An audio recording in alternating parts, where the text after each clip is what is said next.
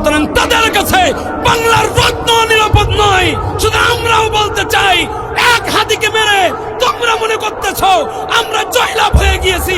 না, খোদার কসম, এক হাতি মেরেছ, প্রত্যেক জায়গা থেকে লক্ষ লক্ষ হাতির জন্ম হবে বাংলার জমিনে। কথা বলেন ঠিক না বেঠিক? বাংলার জমিন থেকে সকল প্রকার অপশক্তি দূর করতে হবে। বাংলার জমিন থেকে সব প্রকার জুলুম নির্যাতন দূর করতে হবে। সুতরাং এই হাদির মতো, এই হাদি তো একজন হাদি নয়, সুতরাং ওই সমস্ত যুবকদেরকে হতে হবে, হয় হাসনাত আব্দুল্লাহ হবে, নাই শারজিজ আলম হবে, নাইলে আবু সাইদের মতন ব্যক্তি রাজপথে গিয়ে নিজের তাজা রক্ত ঢেলে দিয়ে তারা এই চিন্তা ভাবনা করবে আমার রক্ত যাক, কিন্তু বাংলার জমিনে এই সমস্ত দোষর মুক্ত হয়ে যাক। সুতরাং কে কে কখন কোন সময় ডাক চলে আসবে, ওই ডাকের আওয়াজে কে কে রাজপথে গিয়ে দিন কায়েমের জন্য, ইসলামকে প্রতিষ্ঠিত করার জন্য, কোরআনের কায়েম রাজ কায়েম করার জন্য কে কে রাজপথে গিয়ে নিজের তাজা রক্তগুলো ঢেলে দিতে প্রস্তুত আছেন, তুই হাত তুলে দেখাবেন। নারায়ে তাকবীর।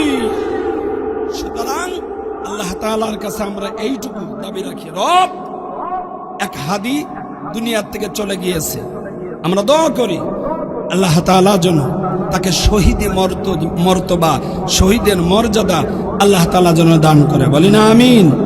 আরো জোরে বলেন আমিন। সুতরাং তার ছোট্ট যে বাচ্চাটা, সে জানেও না তার বাবা জীবিত না মৃত, কেননা তার ভিতরে এহসাস, অনুভূতি শক্তি নাই। বাংলার জমিন থেকে আমাদের একটাই আবদার, একটাই মেসেজ, যাদের এই মাইন্ড সেট আপ দুর্বল, চিন্তা ভাবনা দুর্বল, 2 নাম্বারই চিন্তা ভাবনা, অবৈধ অস্ত্র যারা বর্ডার পার করে নিয়ে আসে, প্রশাসন মহোদয় আপনারা তাদেরকে ধরে আর কিছু করার দরকার নাই, এই যে 2 হাতের এই যে 2টা আঙ্গুল কেটে ফেলান, দেখবেন বাংলাদেশের থেকে অধিকাংশ দুর্নীতি এমনি, কথা কয় না, দুর্নীতি এমনি উঠে যাবে। আল্লাহ কবুল করো, বলেন আমিন। সম্মানিত হাজিরিন, আমি আপনাদের সামনে সূরাতুল মায়েদার 55 নম্বর আয়াত তেলাওয়াত করেছি। রাসূলুল্লাহ সাল্লাল্লাহু আলাইহি ওয়াসাল্লামের অগণিত অসংখ্য হাদিসের ভিতর থেকে 2টা হাদিস আপনাদের সাথে আমি শেয়ার করেছি। যত সময় আলোচনা করব উক্ত আয়াত, উক্ত হাদিসের উপরে আল্লাহ তাআলা যেন আমাকে, আপনাদেরকে সকলকে দুনিয়া এবং আখিরাতে মুক্তির জন্য আল্লাহ তাআলা যেন কবুল করে নেয়, বলি আমিন। আরো জোরে বলেন আমিন। আল্লাহ তাআলা বলেন, বিসমিল্লাহির রহমানির রহিম,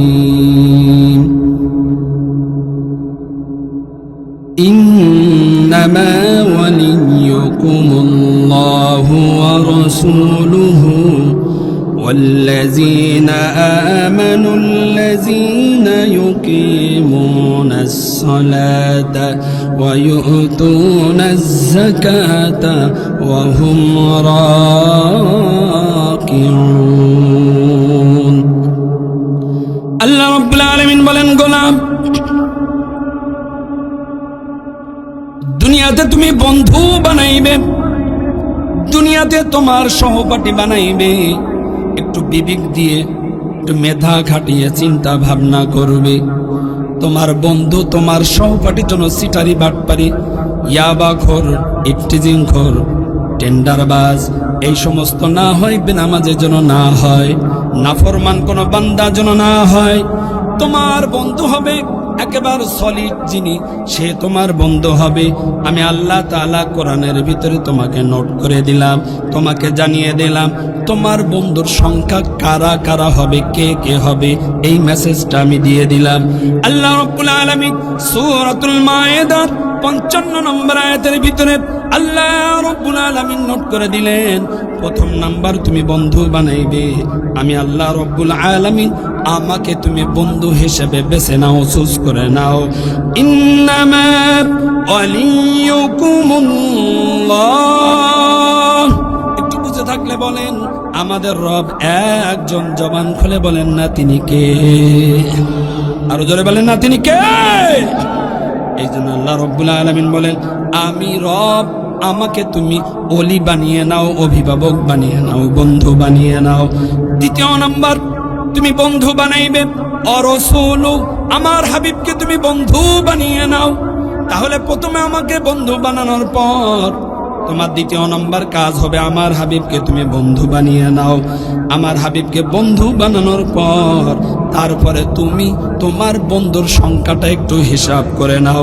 আল্লাহ রাব্বুল আলামিন বলেন, ওয়াল্লাযীনা আমানুল্লাযীনা ইউকিমুনাস সালাহ, ওয়াল্লাযীনা আমানু, যারা ঈমান এনেছে, আমি আল্লাহ রাব্বুল আলামিন আমাকে বিশ্বাস করে, আমার হাবিবকে বিশ্বাস করে, আখিরাতকে বিশ্বাস করে, সব কিছু যারা বিশ্বাস করে, আমি আল্লাহ রাব্বুল আলামিন তোমাদেরকে মেসেজ দিয়ে দিলাম, আল্লাযীনা ইউকিমুনাস সালাহ, যারা নামাজ পড়ে, নামাজ আদায় করে, তাদেরকে বন্ধু হিসাবে তোমরা গণনা করে নাও। বন্ধু হিসাবে তুমি তাদেরকে সিলেক্ট করে নাও, বন্ধু হিসাবে তাদেরকে তুমি পছন্দ করে নাও। কিন্তু খবরদার, বেনামাজি যারা, তাদেরকে তুমি বন্ধু বানাবে না। অর্থাৎ যারা মদ খায়, যারা ইয়াবা খায়, ইফটিজিং করে, 6 ইঞ্চি খায়, পাইপ খায়, এই সমস্ত ব্যক্তিরা যেন তোমার কোনো বন্ধু না হয়। তারা যদি তোমার বন্ধু হয়ে যায়, শুনে নাও, শুনে নাও, শুনে নাও, আজ অথবা কাল অথবা পরশু অথবা কিছুদিন পর তোমার বন্ধুর রঙে রঙিন হয়ে তোমাকে কিন্তু বেঈমান বানিয়ে ফেলবে। বুঝে থাকলে বলেন, আমাদের সন্তানগুলা যখন ছোট থেকে বড় হয়, ওকে জন্মের পরের থেকে সিগারেট খাওয়া শেখে। আরে কথা কয় না? মনে হয় আপনাদের এই এলাকায় ছোট্ট মানুষ যে হয়, সে মনে হয় জন্মের পরের থেকে সিগারেট খায়। এই জন্য আল্লাহ রাব্বুল আলামিন বলেন, গোলাপ বন্ধু হিসাবে তুমি চুজ করো তাকে যে নামাজ পড়ে, আমি রব, আমাকে রব হিসাবে মানে সব কিছু নিয়ম কানুন আইন আর কাম সব কিছু যে মানে, তাকে তুমি বন্ধু হিসেবে মেনে নাও। কিন্তু ইয়াবাখোর, ইফটিজিংখোর, বিভিন্ন নেশায় আসক্ত যারা, তাদেরকে যদি তুমি বন্ধু বানাও, তাহলে তোমার আখিরাতও শেষ, দুনিয়াও শেষ। কেননা আমার সন্তান একদিনে কিন্তু সিগারেট খাওয়া শেখে না, আমার সন্তান একদিনে ইয়া আব্বা খাওয়া শেখে না, আমার সন্তান একদিনে বড়ি খাওয়া শেখে না, আমার সন্তান একদিনে কিন্তু 6 ইঞ্চি খাওয়া শেখে না। কিন্তু আমার সন্তানের বন্ধু যেদিন থেকে শয়তান হয়ে গিয়েছে, ওই দিন থেকে আমার সন্তান আর সন্তান না। সন্তান যখন কলেজে যায় অথবা স্কুলে যায়, ওর বন্ধু সিগারেট খায়, তো বন্ধু বলতেছে না না আমি খাবো না, আমার বাবা আলেম অথবা ভালো পরিবারের আমি একজন, সিগারেট আমাদের বাড়িতে কেউ খায় না। তো ওরে বাবা আল্লাহর ওলি, আজকে গুতা দিল, খাইলই না, কালকে দিল না, খাইলো না, পরশুদিন দিল না, খাইলো না। এইভাবে গুতাইতে গুতাইতে 1 মাস যখন হয়ে গেছে, এখন মনে মনে চিন্তা করি, একটান দেই না, এতই যখন গুতাই, অসুবিধা কি? একটান দেওয়ার পরে চুইং গাম খাবো অথবা লেবুর পাতা চিবাই চিবাই, এগুলো জানি কেমনে? কেননা আমার বাসার পাশ দিয়ে সিটি কলেজ আছে, সাতক্ষীরা সিটি কলেজ, সিটি কলেজের পিছন দিয়ে রাস্তা আছে। আমি যখন বাজারে যাই, দেখি তো আমার হাঁটুর বয়স যারা, হায় রে, ভাটার পাজার মতন একের পর এক ধোয়া উঠতে থাকে, উঠতে বয়স, অল্প বয়স, একসাথে বসে 5-6 জন যখন সিগারেট খায়, মনে হচ্ছে দূরের থেকে ভাটা ধোয়া উঠতেছে, এমন একটা অবস্থা হয়ে যায়। ওরা আবার কি করে, লেবু গাছ আছে বেড়া দেওয়া, ওই লেবু গাছের পাতা চাবায়। আমি কি রে, এতদিন জানি যে ছাগল অথবা গরুর পাতা খায়, এখন দেখি মানুষও খায়। মানুষ খায় কেন? বাবা মার অত্যাচার থেকে, বাবা মার শাসন থেকে বাঁচার জন্য। বুঝে থাকলে বলেন, ওই সন্তান কি সন্তান না শয়তান? কথা বলতে হবে, সন্তান নাকি শয়তান? বন্ধু যখন বারবার দেয়, ওই বন্ধু তখন চিন্তা করে অসুবিধা নাই, এক টান তো দিব, কোনো অসুবিধা নাই। যখন ওই সিগারেটটা নেওয়ার পর একটা যখন টান দেয়, নতুন মানুষ যখন খক খক করে কাশি দেয়, তখন মনে মনে চিন্তা করে আর কোনোদিন খাবো না। তারপরের দিন যখন স্কুলে আসে, আবার যখন বলে, মনে মনে চিন্তা করে, তারা এক টানে শেষ করে দেয়, আমার কেন কাশি লাগে? এটা তো হলো না, আমি তো আপডেট হতে পারলাম না, আমি তো ব্যাকডেটে চলে গিয়েছি। তখন আবার নেয় আরেক টান দেওয়ার জন্য, বন্ধুর পাল্লায় পড়ে আজকে এক টান, কালকে এক টান, পরশুদিন আরেক টান। এই টান দিতে দিতে দিতে হাফ টান, এমনকি একদিন ফুল টান দিয়ে দেয়। বুঝে থাকলে বলেন, আমার সন্তান যে ফুল টান দেওয়া শিখলো, এটা কি নিজের কারণে নাকি বন্ধুর কারণে? তাহলে আমার সন্তানদের বন্ধু অথবা আমাদের বন্ধু ভালো হওয়ার দরকার আছে না নাই? আরে কথা বলতে হবে, আছে না নাই? সম্মানিত হাজিরিন, এই জন্য আল্লাহ রাব্বুল আলামিন বলেন, গোলাপ বন্ধু নির্ণয় করো তাকে, ওয়াল্লাযীনা আমানুল্লাযীনা ইউকিমুস সালাত, যারা নামাজ আদায় করে, যারা নামাজ দিন কায়েমের জন্য, নামাজ প্রতিষ্ঠার জন্য যারা আন্দোলন করে, তাদেরকে তুমি বন্ধু বানাও, তাদেরকে তুমি বন্ধুর তালিকার ভিতরে চয়েস করো, তাদেরকে তুমি বন্ধু হিসাবে, সহপাঠী হিসাবে তাদেরকে তুমি ব্যবহার করো। আল্লাহ রাব্বুল আলামিন তারপরে বলেন, ওয়ায়ুতুনাজ যাকাত, যারা যাকাত দেয় তাদেরকে তুমি বন্ধু হিসাবে গণনা করো, বন্ধু হিসাবে তাদেরকে তুমি নির্ণয় করো। কেননা যারা যাকাত দেয় তাদের মালের থেকে তারা সুন্দরভাবে হিসাব নিকাশ করে তারপরে যাকাত দেয়। কেননা নবীজি বলেন, ও আমার সাহাবীরা, তোমরা শুনে নাও, তোমাদের শরীরের ভিতরে যেমন ময়লা আছে, এইটা সাবান দিয়ে, মেডিসিন দিয়ে শরীর থেকে ময়লা যখন সাফ করা হয়, আল্লাহ রাব্বুল আলামিন যাকাতের বিধান দিয়েছে এই জন্য মালের ভিতরে কিছু ময়লা থেকে যায়, ওই ময়লাটা দূর করা যায়, এইটা হলো যাকাতের মাধ্যমে।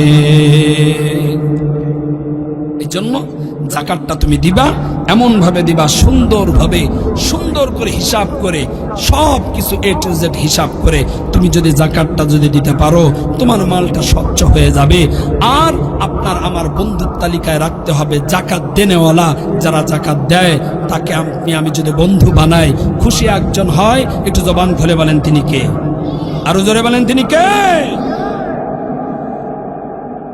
সম্মানিত হাজিরিন, এবার আল্লাহ রাব্বুল আলামিন বলেন, অহুম রাকিউন,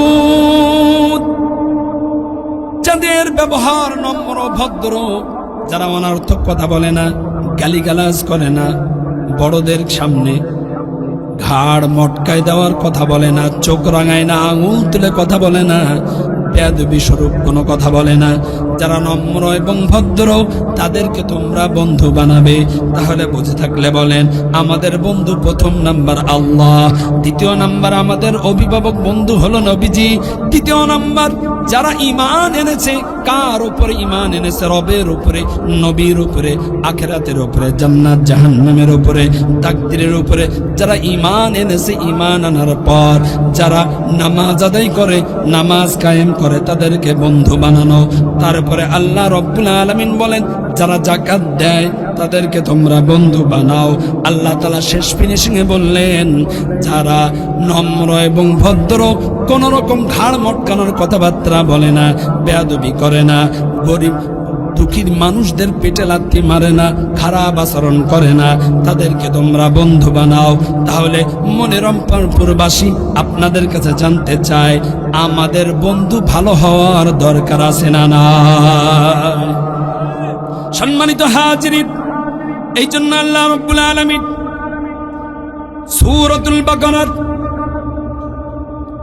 ভিতরে আল্লাহ রাব্বুল আলামিন 257 নম্বর আয়াতের শুরুতে আল্লাহ রাব্বুল আলামিন বলেন, আল্লাহু ওয়ালিয়ুল্লাযীনা আমানু ইখরিজুহুম মিনাজ যুলুমাতি ইলান নূর। আল্লাহ রাব্বুল আলামিন বলেন, গোলাম, আল্লাহু ওয়ালিয়ুল্লাযীনা আমানু, যারা ঈমানদার, যারা মুমিন, যারা মুত্তাকিন, আমি আল্লাহ রাব্বুল আলামিন তাদের জন্য অভিভাবক। সুতরাং যা কিছু তোমাদের প্রয়োজন, যা কিছু লাগবে, আমি রব আমাকে স্মরণ করবে। বুঝে থাকলে বলেন, আমাদের সকল প্রয়োজন যদি রবের কাছে যদি আমরা জানাই, তাহলে আমাদের কি আর কোনো চিন্তা থাকে? কথা বলেন, চিন্তা থাকে? সব কিছু তামান্না, চাহিদা, আকাঙ্ক্ষা এক জায়গায় পেশ করা যদি যায়, অর্থাৎ আমার রবের কাছে যদি পেশ করা যায়, তাহলে আমাদের মতন সফলকাম ব্যক্তি আসমানের নিচে জমিনের উপর আর একজন হতে পারে। কিতাবের ভিতরে পাওয়া যায় নবীজির কন্যা ফাতেমা এখনো পর্যন্ত বিবাহ হয় নাই, বয়স 11 অথবা 12 হবে। পাশের একজন পড়োশী ইহুদির মেয়ের সাথে তার বন্ধুত্ব হয়েছে। ফাতেমা রাদিয়াল্লাহু তাআলা আনহা আর ওই ইহুদি মেয়ে একসাথে ওঠা বসা করে, এক জায়গায় থাকে, সব সময় দেয়। ইহুদির মেয়ের বয়স একটু বেশি, ফাতেমার বয়স একটু কম, কিন্তু দুইজনের ভিতরে বোন সম্পর্ক, বান্ধবীর সম্পর্ক। সকাল থেকে নিয়ে মাগরিব পর্যন্ত ইহুদের মেয়েটা নবীজির বাড়িতে থাকে, তার মেয়ের সাথে খেলাধুলা করে, মেয়ের সাথে সময় দেয়। এইভাবে সময় যাইতে যাইতে একটা দুইটা বছর নয়, দীর্ঘ 12 বছর অথবা 6 বছর, দুইটা মত পাওয়া যায়। কেউ কেউ বলছে তাদের ভিতরে যে সম্পর্কটা বন্ধুত্বের সম্পর্ক, বান্ধবীর সম্পর্ক 6 বছরে, কেউ বলছে 12 বছরে। যেটাই হোক না কেন, 12 বছর যদি ধরা হয়, তাহলে জন্ম থেকে নিয়ে তারা দুইজন একসাথে ছোট থেকে বড় হওয়া। আর 6 বছর যদি ধরা হয়, তাহলে 6 বছর বয়স থেকে নিয়ে তাদের বন্ধুত্ব সম্পর্ক। একদিন ওই ইহুদি তার মেয়েকে বলল, মা, বিয়ের উপযুক্ত হয়ে গিয়েছো, তোমাকে তো বিয়ে দিতে হবে। আমাদের এলাকার ভিতরে, আমাদের এরিয়ার ভিতরে একজন প্রভাবশালী স্বনামধন্য একজন ইহুদি আছে। তার মেয়ে, তার সন্তানটা দেখতে বড় সুন্দর এবং ভালো, ব্যবসা করে, টাকা পয়সা অনেক। আমার স্ট্যাটাসের সাথে যায়, তাদের স্ট্যাটাস আমাদের স্ট্যাটাস, তাদের বংশ এবং আমাদের বংশ। সেও ব্যবসায়ী, আমিও ব্যবসায়ী, সেও ধনী, আমরাও ধনী। এই কারণে আমি চিন্তা করেছি তার সন্তানের সাথে তোমার বিবাহ দেওয়ার। যখন এই কথা বলল, ইহুদি মেয়ে বলল, বাবা, তুমি আমাকে বিবাহ দিতে চাও, অসুবিধা নাই, কিন্তু আমি তোমার কাছে একটু সময় চাই। আমি আগামীকাল তোমাকে ফাইনাল কথা বলবো। আসলে বিবাহ করব কি করব না, এইটা আমি তোমাকে জানিয়ে দিব। এই কথা বলার পর সকাল যখন হয়ে গেল, ইহুদের মেয়ে ফাতেমার কাছে চলে আসলো। কেননা দৈনন্দিন তো এই কাজটা করে, সকালেই চলে আসে ফাতেমার কাছে, আবার মাগরিব হওয়ার সাথে সাথে বাড়িতে চলে যায়। ফাতেমার কাছে আসার পরে বলে, বোন আমার, আমি তোমার কাছে আজ এমন একটা বিষয় আমি পরামর্শ নিতে চাই। কেননা আমি তোমার সাথে যত পরিমাণ সময় দিয়েছি, অত পরিমাণ সময় আমি আমার আপনজনের কাছেও আমি দেই নাই। কেননা আমি সকালে আসি, মাগরিবের সময় চলে যাই, সুতরাং বাড়িতে যাওয়ার পর খাওয়া দাওয়া করে ঘুমায় যায়। অন্য কারোর সাথে তো অত আমি সময় দেই না, কিন্তু তোমার সাথে আমার সময়টা বেশি, সুতরাং তোমার সাথে আমার সম্পর্ক বেশি, তোমার সাথে আমার সখ্যতা এবং বন্ধুত্ব বেশি। আমি তোমার কাছে আমার পার্সোনাল ব্যাপারে একটা পরামর্শ চাই। ফাতেমা বলল, বোন আমার, বলো কি পরামর্শ চাও? সঙ্গে সঙ্গে বলল, বোন আমার, গতকাল আব্বা জান আমাকে বলল আমাকে নাকি বিবাহ দিবে। সুতরাং আমিও আব্বা জানকে সঙ্গে সঙ্গে বলছি, বাবা, বিবাহ দিবেন তো দিবেন, কোনো অসুবিধা নাই, কিন্তু আমি আপনার কাছে একটা দিনের সময় চাই। আমি একটা দিনের সময় এই জন্য নিয়েছি, আমি তোমার কাছে আসবো, তোমার কাছ থেকে আমি পরামর্শ নিব। আসলে আমি বিবাহে বসবো কি বসবো না, বিবাহের পিড়িতে বসবো কি বসবো না, এটা তোমার কাছ থেকে আমি একটা পরামর্শ চাই। এই কথা বলল যখন ফাতেমা বলল, তখন ফাতেমা সঙ্গে সঙ্গে বলল, বোন আমার, এটা কেমনে হয়?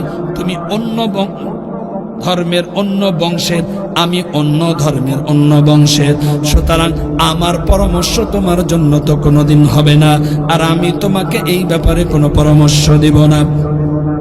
এই কথা যখন এই বলল, ইহুদি মেয়ে সঙ্গে সঙ্গে বলল, বোন আমার, তুমি যদি আমার পরামর্শ না দাও, তুমি যদি আমার এই ব্যাপারে সলিউশন না দাও, শুনে নাও, শুনে নাও, আমি কখনো কোনোদিন কোনো অবস্থায় কেউ যদি আমার চাপও দেয়, কেউ যদি আমার প্রহারও করে, কেউ যদি আমার কষ্ট দেয়, এমনকি পরিবারের থেকেও যদি আমাকে টর্চার করা হয় বিবাহের জন্য, তুমি শুনে নাও, তুমি যদি পরামর্শ না দাও তাহলে আমার মৃত্যু হয়ে যাবে, কিন্তু আমি বিয়ের পিঁড়িতে আমি আর বসবো না। বসবোই না, বসাইতে পারবেও না। ফাতেমা বড় বিপদে পড়ে গেছে। ফাতেমা বলল, বোন দেখো, তুমি কি জানো আমরা মুসলমান, তোমরা ইহুদি, আমার পরামর্শ নিয়ে তোমার কি লাভ হবে? সঙ্গে সঙ্গে ওই মেয়েটা বলল, বোন সকাল থেকে মাগরিব পর্যন্ত তোমার কাছে থাকি, তোমার চরিত্র, তোমার আখলাক, তোমার কথাবার্তা, তোমার সবকিছু বিশ্বাস করো আমার কাছে এত ভালো লাগে। আসলে এত সুন্দর লেনদেন, এত সুন্দর কথা আমাদের স্বজাতি ভাইদের ভিতরেও, আমাদের গোষ্ঠীর ভিতরেও, আমাদের ওই ধর্মের ভিতরেও কোনো জায়গায় খুঁজে পাওয়া যায়। এই জন্য আমার বড় ভালো লাগছে। আমি কারোর কাছে পরামর্শ চাই নাই, আমি একটা দিন চেয়েছি বাবার কাছ থেকে সময়, সেটা হলো তোমার কাছ থেকে পরামর্শ করবো। এই জন্য সম্মানিত হাজিরিন, ফাতেমা বড় বেকায়দায় পড়ে গেল। ফাতেমা বলল, বোন আমার চিন্তা করো না, আমি ওয়াদা দিলাম তোমার বিয়েতে আমি অবশ্যই যাব। এই কথা যখনই বলল, মেয়ে আর দেরি করলো না, দৌড়ায় চলে গেল বাবার কাছে। বাবার কাছে গিয়ে বলে, বাবা তোমাকে না বলেছিলাম আজকে আমি জানিয়ে দিব, ফাইনাল ডিসিশন, সিদ্ধান্ত আমি তোমাকে জানিয়ে দিব, আমি বিবাহ করব কি করব না। বাবা আমি বিবাহ করতে রাজি আছি, কিন্তু আমার একটা শর্ত আছে। কয়টা শর্ত? কথা বলে না, কয়টা? আরো জোরে, কয়টা? একটা শর্ত। ইহুদি বলল, মা তুই আমার একটাই কলিজার টুকরা, কলিজার ধন, তুই যে বিবাহে বসতে চেয়েছে এইটাই আমার জন্য আনন্দ, সুতরাং একটা শর্ত কেন 10টা শর্ত দিলেও আমার কোনো যায় আসে না। ইহুদির মেয়ে বলল, বাবা তুমি তো জানো আমার বান্ধবী আছে একজন, নাম তার ফাতেমা, ফাতেমা বিনতে মুহাম্মদ। ও বাবা আমার বিয়েতে আমি কিন্তু ফাতেমার দাওয়াত দিয়েছি, ফাতেমা আমার বিয়েতে আসবে, সুতরাং আমার বিয়েতে যদি ফাতেমা না আসে আমি কিন্তু বিবাহর পিঁড়িতে আর বসবো না। এই কথা বলল যখন, ইহুদি নাসারা বেঈমানের মাথা থেকে পা পর্যন্ত গরম হয়ে গেল। তখন সঙ্গে সঙ্গে বলল, মা এটা কিভাবে হয়? কোনোভাবেই সম্ভব না। কেননা মুহাম্মাদের সাথে আমাদের দা এবং কুমড়ার সম্পর্ক। যখনই আমরা মুহাম্মাদকে পাই, মুহাম্মাদকে সাইজ করতে চাই, মুহাম্মাদকে ডিলেট করতে চাই, আর ওই মুহাম্মাদের কন্যা আমাদের বাড়ি বিয়ে খাইতে আসবে, এটা কখনো কোনোদিন কোনো অবস্থায় সম্ভব হবে। যখন এই কথা বলল, মেয়ে সঙ্গে সঙ্গে বলল, বাবা যদি আমার বান্ধবী আমার বিয়েতে না আসে, শুনে নাও, শুনে নাও, শুনে নাও, আমাকে যদি প্রহার করতে করতে যদি হত্যাও করে ফেলো, তাহলে আমি যেটা বলেছি ওইটাই রাইট। আমি কখনো কোনোদিন কোনো অবস্থায় বিবাহর পিঁড়িতে আমি বসবো না। বাবা চিন্তা করলো, একটাই মাত্র মেয়ে, যদি কোনো দুর্ঘটনা করে ফেলে, যদি কোনো অ্যাক্সিডেন্ট হয়ে যায়, এই চিন্তা চেতনা, এই কষ্ট কোন জায়গায় রাখবো? সুতরাং রিস্ক নেওয়া যাবে না। মেয়ের কথায় রাজি হয়ে যায়। সঙ্গে সঙ্গে বাবা বলল, অসুবিধা নাই, ফাতেমাকে আসার অনুমতি দেওয়া হবে, কিন্তু আমারও একটা শর্ত আছে। একটু জোরে বলেন না, শর্ত কয়টা? আরো জোরে, কয়টা? মা তোমারও একটা শর্ত ছিল, শর্ত আমি মেনে নিয়েছি, আমারও একটা শর্ত তোমার মানতে হবে। যখন এই কথা বলল, মেয়ে বলল, বাবা অসুবিধা নাই, কেননা আমার বান্ধবী আমার বিয়েতে আসবে, এইটার মতন খুশির সংবাদ আর কোনো কিছু হতে পারে না। তোমার শর্ত আমি বিনা দ্বিধায় মেনে নেব, বলো তোমার শর্ত কি? যখন এই কথা বলল, ইহুদি সঙ্গে সঙ্গে বলল, মা আমি যাদেরকে দাওয়াত দিয়েছি, মিলিয়ন বিলিয়ন কোটি কোটি টাকার সম্পদের মালিক তারা, তাদের মেয়েরা, তাদের বিবিরা, তাদের সন্তানেরা সুন্দর সুন্দর পোশাক পরিধান করে তারা আমার বাড়িতে আসবে। তোর বান্ধবী ফাতেমা যদি এই বিয়েতে আসতে চায় তাহলে নতুন কাপড় পরিধান করে তারা আসতে হবে। আর নতুন দামি কাপড় যদি না পরিধান না করে তাহলে আমি কিন্তু এই বিবাহের ভিতরে তাকে অ্যালাউ করব না। ইহুদি ভালোভাবে জানে যে মুহাম্মদ তার সন্তানকে দামি কাপড় কিনে দিতে পারবে না, আর দামি কাপড় যদি কিনে না দিতে পারে তাহলে আমার বাড়িতে আসার প্রশ্ন, আরে কথা কন না কেন, প্রশ্ন ওঠে। যখন এই কথা বলল ইহুদির মেয়ে দৌড়ায় চলে গেল ফাতেমার কাছে। ফাতেমার কাছে গিয়ে বলল, বান্ধবী আমার, খুশির সংবাদ, তুমি আমার বিয়েতে যাচ্ছ। আমি আমার বাবাকে যখনই বললাম, আমার বাবা সঙ্গে সঙ্গে একটা শর্ত জুড়ে দিল। বাবা বলল, তোর বান্ধবী আসবে, কোনো বাধা নাই, কোনো নিষেধ নাই, কোনো অসুবিধা নাই, কিন্তু শর্ত হলো একটা, এই বিয়ে বাড়িতে কোটি কোটি টাকার মিলিয়ন বিলিয়ন সম্পদের মালিক যারা, তাদের সন্তান, তাদের স্ত্রীরা তারা আসবে। সুতরাং তাদের পোশাক বড় দামি হবে, সুতরাং তাদের পোশাক বড় চমৎকার হবে, দেখতে সুন্দর হবে। সুতরাং এর ভিতরে তোর ওই গরিব বান্ধবী ফাতেমা যদি আসে আর কাপড় যদি নরমাল হয়, আমার মাথাটা বড় নত হয়ে যায়। সুতরাং আমার বাবা এই শর্ত দিয়ে দিয়েছে, বান্ধবী তুমি আমার বিয়েতে যাবা তো যাবা, এখানে কোন রকম ঘাপলা থাকবে না, কিন্তু আমার বাবার শর্ত হলো তোমার কাপড়টা থাকতে হবে দামি, তোমার কাপড়টা থাকতে হবে নতুন, তোমার কাপড়টা থাকতে হবে মূল্যবান। সুতরাং আমি তোমাকে বলতে চাই, তুমি মূল্যবান দামি কাপড় নিয়ে আমার বিয়েতে যাবে। এই কথা যখনই বলে ফাতেমা সঙ্গে সঙ্গে কান্নাকাটি করতেছে আর বলতেছে, এটা কিভাবে সম্ভব? তুমি সকালে আসো আর বিকালে যাও, তুমি তো আমার বাড়ির হালত তো জানো, তুমি দেখো না আমার বাড়িটা পর্যন্ত ঠিকভাবে এখনো নাই, মনে হয় বাতাস হলেই, কোনো একটা ঝড় হলে ভেঙে চড়ে পড়ে যাবে। আবার আমার আব্বাজান তো এইভাবে অগাধ ব্যবসা নাই, ইনকাম নাই, তুমি তো ভালোভাবে জানো, এই শর্ত তুমি কেন দিলা? আসলে আমি আমার আব্বাজানকে চাপ দিতে পারবো না, তাকে বলতেও পারবো না, আর না বলার কারণে সে নতুন কাপড় কিনে দেবে না। সুতরাং তোমার বাড়িতে তোমার বিয়েটা আমার যাওয়া হবে। যখন এই কথা বলল, ইহুদি মেয়ে সঙ্গে সঙ্গে চোখ দিয়ে দরদর করে পানি ছেড়ে দিয়ে বলল, বোন আমার, সকাল থেকে নিয়ে আমি সন্ধ্যা পর্যন্ত থাকি, তোমার ব্যাপারে আমি জানি, সুতরাং তুমি আমাকে ভূগোল বুঝাবা, এটা হবে না। বোন আমার, আমি সকাল থেকে সন্ধ্যা পর্যন্ত তোমার ওখানে যত সময় থাকি, আমি প্রায় সময় দেখি তুমি একজনের সাথে বন্ধুত্ব করতেছো, একজনের সাথে দোস্ত করতেছো, মহাব্বত করতেছো। আমি তোমার কাছে যখনই জিজ্ঞাসা করে কার সাথে বন্ধুত্ব করলে, কার সাথে দোস্ত করতেছো, তুমি আমাকে উত্তর দিয়েছিলে, তোমার কি মনে নাই?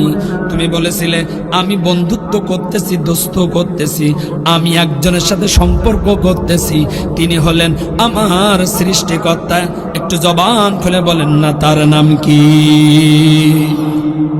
আমি আমার রবের সাথে সম্পর্ক করতেছি, আমি আমার রবের ভালোবাসা পাওয়ার জন্য, তার সাথে প্রেম করার জন্য আমি এই ইবাদত বন্দি করি, আমার এই সাধনা। বোন আমার, ভালোবাসা শুধুমাত্র একতরফা কেন হবে? তুমি তোমার বন্ধুকে পাওয়ার জন্য, রবকে পাওয়ার জন্য সব সময় ইবাদত বন্দি করতেছো, কেন তুমি তোমার রবকে কি একটু বলতে পারো না? তুমি তোমার রবের কাছে কি আবদার করতে পারো না একটা নতুন জামার, একটা নতুন কাপড়ের ব্যবস্থা করে দেওয়ার জন্য? আমার এইটুকু তো বিশ্বাস, তোমার চলাফেরা, ওঠা বসা, তোমার সব কিছু চলনে, তোমার সব কিছু ব্যবহারে, চলাফেরায় আমি তো নিজেই মুগ্ধ, কোন রকম দুই নাম্বারই নাই। সুতরাং তোমার মতন ব্যক্তি তোমার রবকে যদি বলে, তাহলে আমার এইটুকু বিশ্বাস আছে তোমার রব তোমাকে ফিরাবে না, অবশ্যই অবশ্যই তোমার ভালোবাসার প্রতিদান তিনি দিয়ে দিবে। এটা জোরে বলেন না সুবহানাল্লাহ।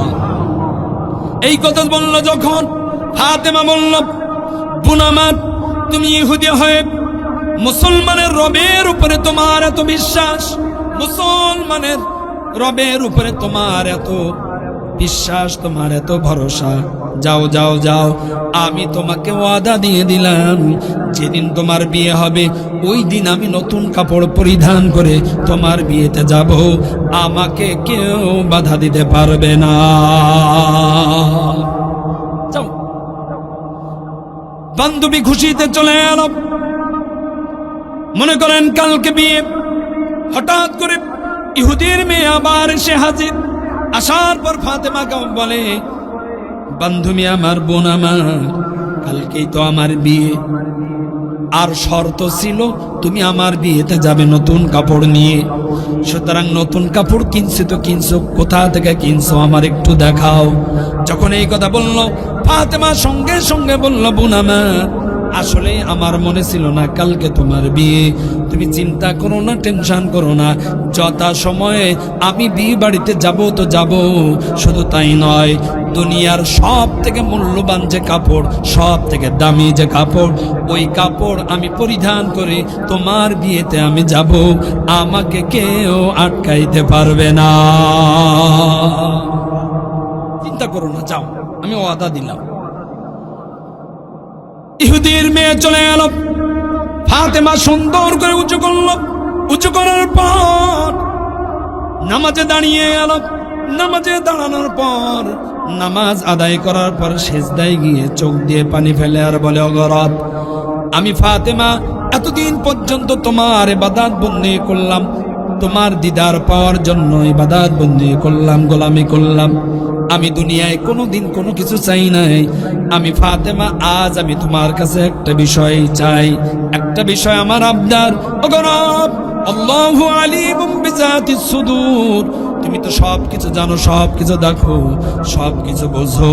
একটু বুঝে থাকলে বলেন, কেউ যেটা পারে না একজন পারে, তিনি কে?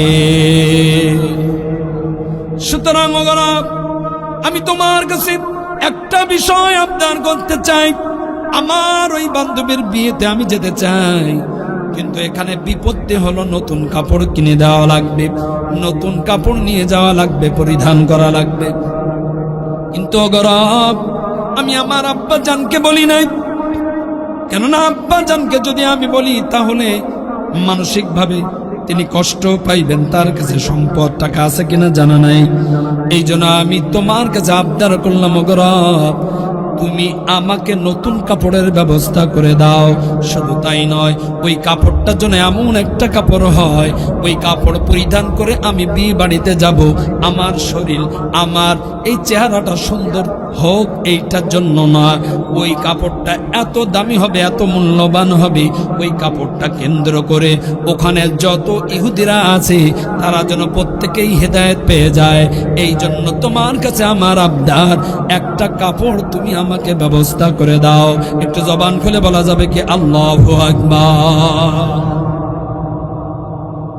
এই কথা বলার পর, কান্নাকাটি করার পর, ফাতেমা নামাজ শেষ করে মুসাল্লা থেকে যখন উঠলো, লক্ষ্য করে দেখে ঘরের পশ্চিম কর্নারে দুইটা কাপড়ের ব্যাগ কে কেমনে কিভাবে যেন দিয়ে গিয়েছে।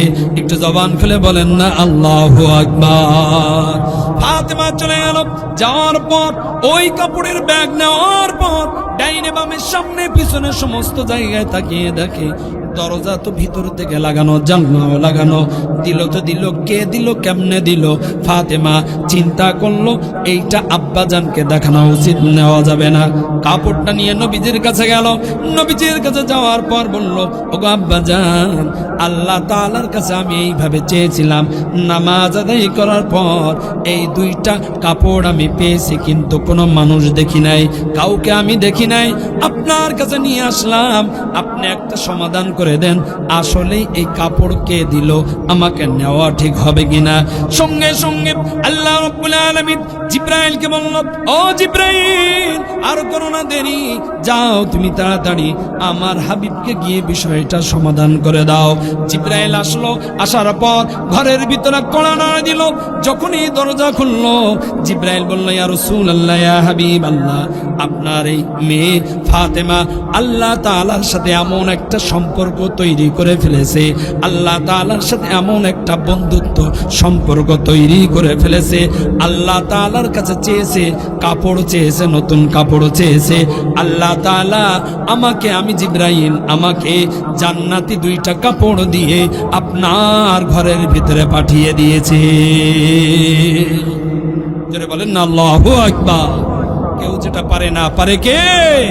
কেউ যেটা দেখে না দেখে কে?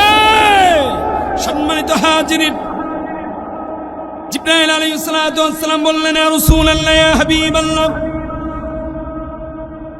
আল্লাহ রাব্বুল আলামিন আপনার মেয়ে ফাতেমাকে এত ভালোবাসে, এত ভালোবাসে। ফাতেমা আল্লাহর দিদার পাওয়ার জন্য সব সময় আল্লাহর পাগল হয়ে গিয়েছে। আজকে ফাতেমা একটা বিষয় আল্লাহ তাআলার কাছে আবদার করেছে, আল্লাহ তাআলা দিবে না, এটা কেমনে হয়? এই জন্য আল্লাহ তাআলা জান্নাতি 2টা কাপড় দিয়ে দিয়েছে। ফাতেমা সুন্দর এই কাপড় পরিধান করে যখন এই বিয়ে বাড়িতে গেল, বিয়ে বাড়িতে মেয়েদের স্বভাব হলো যেদিন নতুন কাপড় পরিধান করে ওই দিন আর কেউ কখনো কোনোদিন বোরকা পরে কথা কয় না। যেদিন নতুন কাপড় পরে ওই দিন কি কেউ বোরকা পরে? নতুন কাপড়ই পরার পরে যদি বোরকা পরি, তাহলে রফিকুল তরিকুল আমিনুর সবুর গফফার সাত্তারকে কেমনে দেখাবো? সুতরাং নতুন কাপড় পরে তো তাদের দেখানোর জন্য। কথা বলেন ঠিক না বেঠি? যখনই ফাতেমা নতুন কাপড় পরিধান করে ঘরের ভিতরে এখনো প্রবেশ করি নাই, ইহুদি নাসরা বেঈমানদের স্ত্রী এবং মেয়েরা একজন আরেকজনকে বলে, দেখ আমার এই কাপড়টা অমুক মার্কেট থেকে নিয়ে আসা, আমার এই কাপড়টা অমুক জায়গা থেকে নিয়ে আসা, এত দামি, এত দামি, এত দামি। ঠেলা ঠেলি গুতাগুতি হইতেছে। আমাদের মা চাচিদের ভিতরে, হোম মিনিস্টারদের ভিতরে এই স্বভাব আছে না? না, দেখবেন আপনি তো চাকরি করেন অথবা ব্যবসা করেন, আপনি বাইরে থাকেন, বাইরে বলতে বাড়ির বাইরে। রাত্রে আসার পর হঠাৎ করে যখন আপনার মেন্টালি প্রেসার দেবে, নিশ্চয়ই মনে করবেন, এটা ধরে নেবেন কারোর বাড়িতে গিয়েছিল, দেখার পরে 36 ইঞ্চি টিভি দেখছে, অথবা 46 ইঞ্চি ফ্রিজ দেখছে, অথবা এটা দেখছে, ওটা দেখছে। মাইন্ড সেটআপটাই নষ্ট হয়ে গেছে। ওর চিন্তা ভাবনা টেন্ডেন্সি এমন হয়ে গেছে, আমার স্বামী আসবে কখন, বলবো কখন। আর ওইটা পাওয়ার জন্য আশা, নিরাশা, তিরাশা, বিরাগ, যত জায়গায় যাওয়া যায় যাবে, গিয়ে ওখান থেকে সুদ নিয়ে হলেও ওইটা কেনা লাগবে। আছে না নাই? আরে কথা বলেন, আছে না নাই? এই জন্য মহিলারা যারা এক জায়গা থাকে, 3 জন মহিলা যেখানে কলকাতা, আরে কথা কয় না, 3 মেয়ে লোক যেখানে কলকাতা। সম্মানিত হাজিরিন, এটা বলার কারণ হলো মা বোনরা একটু বেশি সমালোচনা করে, বেশি গীবত করে।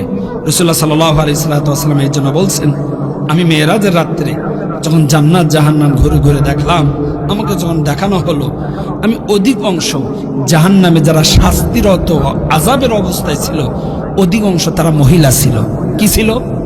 কথা বলতে হবে, কি ছিল? আমি জিজ্ঞাসা করলাম কেন? তখন বলল, তাদের জবানের গনা হয়ে গেছে বেশি, তারা গীবত করছে বেশি, পরনিন্দা করছে বেশি, এই ঠেলা ঠেলি, এই গুতাগুতি মেয়েদের ভিতরে বেশি। কেননা কাজ কাম নাই, তো স্বামী কাজ করতেছে, উনি বসে বসে চিন্তা ভাবনা করতেছে কেমনে কিভাবে মডার্ন হওয়া যায়, আইফোন কেনা যায়, কিভাবে 36 ইঞ্চি 46 ইঞ্চি টিভি কেনা যায়, কিভাবে ডিশ লাইন নেওয়া যায়, কিভাবে ওয়াইফাই নেওয়া যায়, কিভাবে এটা করা যায়। এইটা আছে না নাই? কথা বলেন, আছে না নাই? সম্মানিত হাজিরিন, সকল মেয়েরা একজন আরেকজনের ভিতরে গুতাগুতির ভিতরে হঠাৎ করে ফাতেমা বিয়ে বাড়িতে ঢুকলো, যখন ওই ঘরের ভিতরে প্রবেশ করলো, তখন ঢোকার সাথে সাথে এমন একটা জান্নাতি ঘেরান ঘরের ভিতরে ছড়িয়ে গিয়েছে, এমন একটা জান্নাতি ঘেরান, যে ঘেরান ওই সম্ভ্রান্ত পরিবারের কোনো মেয়ে, কোনো মহিলা, কোনো বিবি, কেউ কখনো কোনোদিন এত সুন্দর ঘেরান পাই নাই। এই সুন্দর ঘেরান ব্যবহারও করি নাই, পারফিউমও ব্যবহার করি নাই। প্রত্যেকেই ঘাড় ফিরে তাকায় আর চিন্তা করে, এত সুন্দর ঘেরান আসলো তো আসলো কোত্থেকে আসলো, কেমনে আসলো, কিভাবে আসলো, কে মাখছে, কে ব্যবহার করছে। প্রত্যেকে তাকায়। প্রত্যেকেই তাকানোর পর লক্ষ্য করে দেখে মুহাম্মাদের কন্যা ফাতেমা, গরিব ঘরের সন্তান। হায়রে, এত দামি কাপড় পরিধান করে, দামি পোশাক পরিধান করে বিবাহ বাড়িতে আসছে। প্রত্যেকে তাকিয়ে দেখছি ওই পোশাকের আলোতে পুরা ঘরের পুরা এলাকায় আলো আলো হয়ে গিয়েছে। ওদের ভিতরে হিংসা হচ্ছে, গরিব ঘরের মেয়ে এ কেমনে কিভাবে পাইলো, কোত্থেকে পাইলো? সব ছুটে আসছে মৌসাকের মতন। আসার পরে জিজ্ঞাসা করতেছে, ফাতেমা কি ব্যাপার, এটা কোত্থেকে কিনছো, কোন জায়গা থেকে পাইছো? তোমার পোশাক আর আমাদের পোশাক, আমাদের পোশাকের দিকে এখন তাকাইলে আমাদের মনে হচ্ছে আমাদের এই পোশাক দিয়ে তোমার জুতা মোছারও এই পোশাকের যোগ্যতা পাইলে তো কোত্থেকে পাইলে, কেমনে পাইলে, কিভাবে পাইলে? সম্মানিত হাজিরিন, ফাতেমা সঙ্গে সঙ্গে বলল, তোমরা শুনে নাও, আমি এটা ক্রয় করছি বাজার থেকে। কোত্থেকে? আসতে বললেন না, কোন থেকে? আমি বাজার থেকে ক্রয় করেছি। যখন এই কথা বলল, মহিলারা সঙ্গে সঙ্গে বলল, ফাতেমা কোন বাজার থেকে ক্রয় করেছো, বাজারের নামটা একটু বলে দাও। যখন এই কথা বলল, ফাতেমা বলল, এটা এমন একটা বাজার, এই বাজারের নাম হলো জান্নাত। কি নাম? আরো জোরে বলেন, কি নাম? জান্নাত। যখনই বলছে সঙ্গে সঙ্গে ইহুদি বিবিরা, মেয়েরা বলল, ফাতেমা এমন আউল ফাউল কথা বললে হবে না। প্রত্যেক অলিগলির সমস্ত জায়গার সব দোকানপাট আমাদের মুখস্থ, সব দোকানের নাম আমাদের জানা আছে। ফাতেমা এই জান্নাত নামক দোকান তো, এই জান্নাত নামক বাজার তো আমরা কোনো জায়গায় শুনি না। এবার কোন জায়গা? বিশ্বাস করো ফাতেমা, এই আরব ভূখণ্ডের ভিতরে যত মার্কেট আছে সব তো আমাদের মেমোরির ভিতরে। কেননা স্বামী ইনকাম করে আর স্বামীদের ফুতর করার জন্য আমরা বিভিন্ন মার্কেটে যাই। সুতরাং এমন মা ও বোনেরা আমাদের সমাজে আছে না নাই? আরে কথা কয় না, আছে না নাই? সম্মানিত হাজিরিন, ফাতেমা সঙ্গে সঙ্গে বলল, দেখো দেখো দেখো, এটা যেমন তেমন কোনো মার্কেট নয়। এই মার্কেটের ভিতরে একটা দোকান আছে, ওই দোকানের নাম হলো জান্নাতুল ফেরদাউস। কি নাম? এটা জোরে বলেন না, কি নাম? এর ভিতরে একটা জান্নাত দোকান আছে, ওই দোকানের নাম হলো জান্নাতুল ফেরদাউস। আর এই দোকানে যাইতে গেলে এমন একটা রাস্তা, এমন একটা রাস্তা, ওই রাস্তার নাম হলো ইহদিনাস সিরাতুল মুস্তাকিম। এটা হলো সিরাতুল মুস্তাকিমের রাস্তা। ওরা প্রত্যেকে এক জায়গায় হওয়ার পরে বলল, বোন ফাতেমা বুঝে তো আসলো না, সমস্ত জায়গায় আমাদের চেনা জানা। শুনে নাও বোন আমার, স্বামীর মোবাইল নাম্বার আমাদের মোবাইলের ভিতরে সেভ করা আছে কি না আছে এটা দেখার কোনো বিষয় নয়। কিন্তু আমি তোমাদেরকে জানাইতে চাই, আমরা তোমাকে জানাইতে চাই, যত অলি গলি যত জায়গায় দোকান আছে সকল দোকানের মালিক মহাজন অথবা কর্মচারীর নাম্বার পর্যন্ত সেভ করা আছে। সুতরাং তুমি বলতেছো বাজারের নাম হলো জান্নাত আর দোকানের নাম হলো জান্নাতুল ফেরদাউস, আবার পথ হলো সিরাতুল মুস্তাকিম। সুতরাং আমাদের মাথার ভিতরে, আমাদের মেমোরির ভিতরে ঢুকতেছে না বোন আমার। একটু ক্লিয়ার করে বলো, এটা কোন জায়গা, কোন জায়গা, কোন জায়গায় গেলে তোমার মতন এত দামি কাপড় পাওয়া যায়, তোমার মতন এত শান শওকত ওয়ালা পোশাক পাওয়া যায়? যত সময় বলবা না তত সময় পর্যন্ত বিয়ে বাড়ি আর বিয়ে হবে না। আর মেয়েদের ভিতরে, মহিলাদের ভিতরে আরে হিংসা, এটা আছে না নাই? একটু কথা বলেন, আছে না নাই? সম্মানিত হাজিরিন, ফাতেমা বলল, দেখো দেখো দেখো, এটা যেমন তেমন কোনো বাজারও নয়, যেমন তেমন মার্কেট নয় যে বাজারে মন চাইলেই তুমি যাবে, যাইতে পারবে না। এই বাজারে যাইতে গেলে পাসওয়ার্ডের প্রয়োজন। কিসের? আরে কথা কয় না কি? পাসওয়ার্ডের প্রয়োজন। শুধু পাসওয়ার্ড না, এই দোকানে যাইতে গেলে তোমার আইডি কার্ডের প্রয়োজন। আইডি কার্ড লাগবে, পাসওয়ার্ড লাগবে, অর্থাৎ পিনকোড লাগবে। এই পাসওয়ার্ড, আইডি কার্ড, পিনকোড যদি থাকে তাহলে তুমি ওই ইহদিনাস সিরাতুল মুস্তাকিমের পথ দিয়ে তুমি ওই পথের দিকে যাইতে পারবে। আর ইহদিনাস সিরাতুল মুস্তাকিমের যাওয়ার পর তুমি তখন দেখতে পাইবে যে দোকান, ওই বাজার দেখতে পাইবে, ওই বাজারের নাম হলো জান্নাত। শুধু তাই নয়, ওই বাজারের ভিতরে যখনই ঢুকে যাবে, মার্কেটের ভিতরে যখনই ঢুকে যাবে, তখন তুমি জান্নাতুল ফেরদাউস নামে একটা দোকান তুমি দেখতে পাইবে। আর ওই দোকানে যখনই যাইবে, আমার বন্ধুকে তখন দেখতে পাইবে। আমি যার সাথে সম্পর্ক করেছি, ভালোবেসেছি, তাকে দেখতে পাইবে।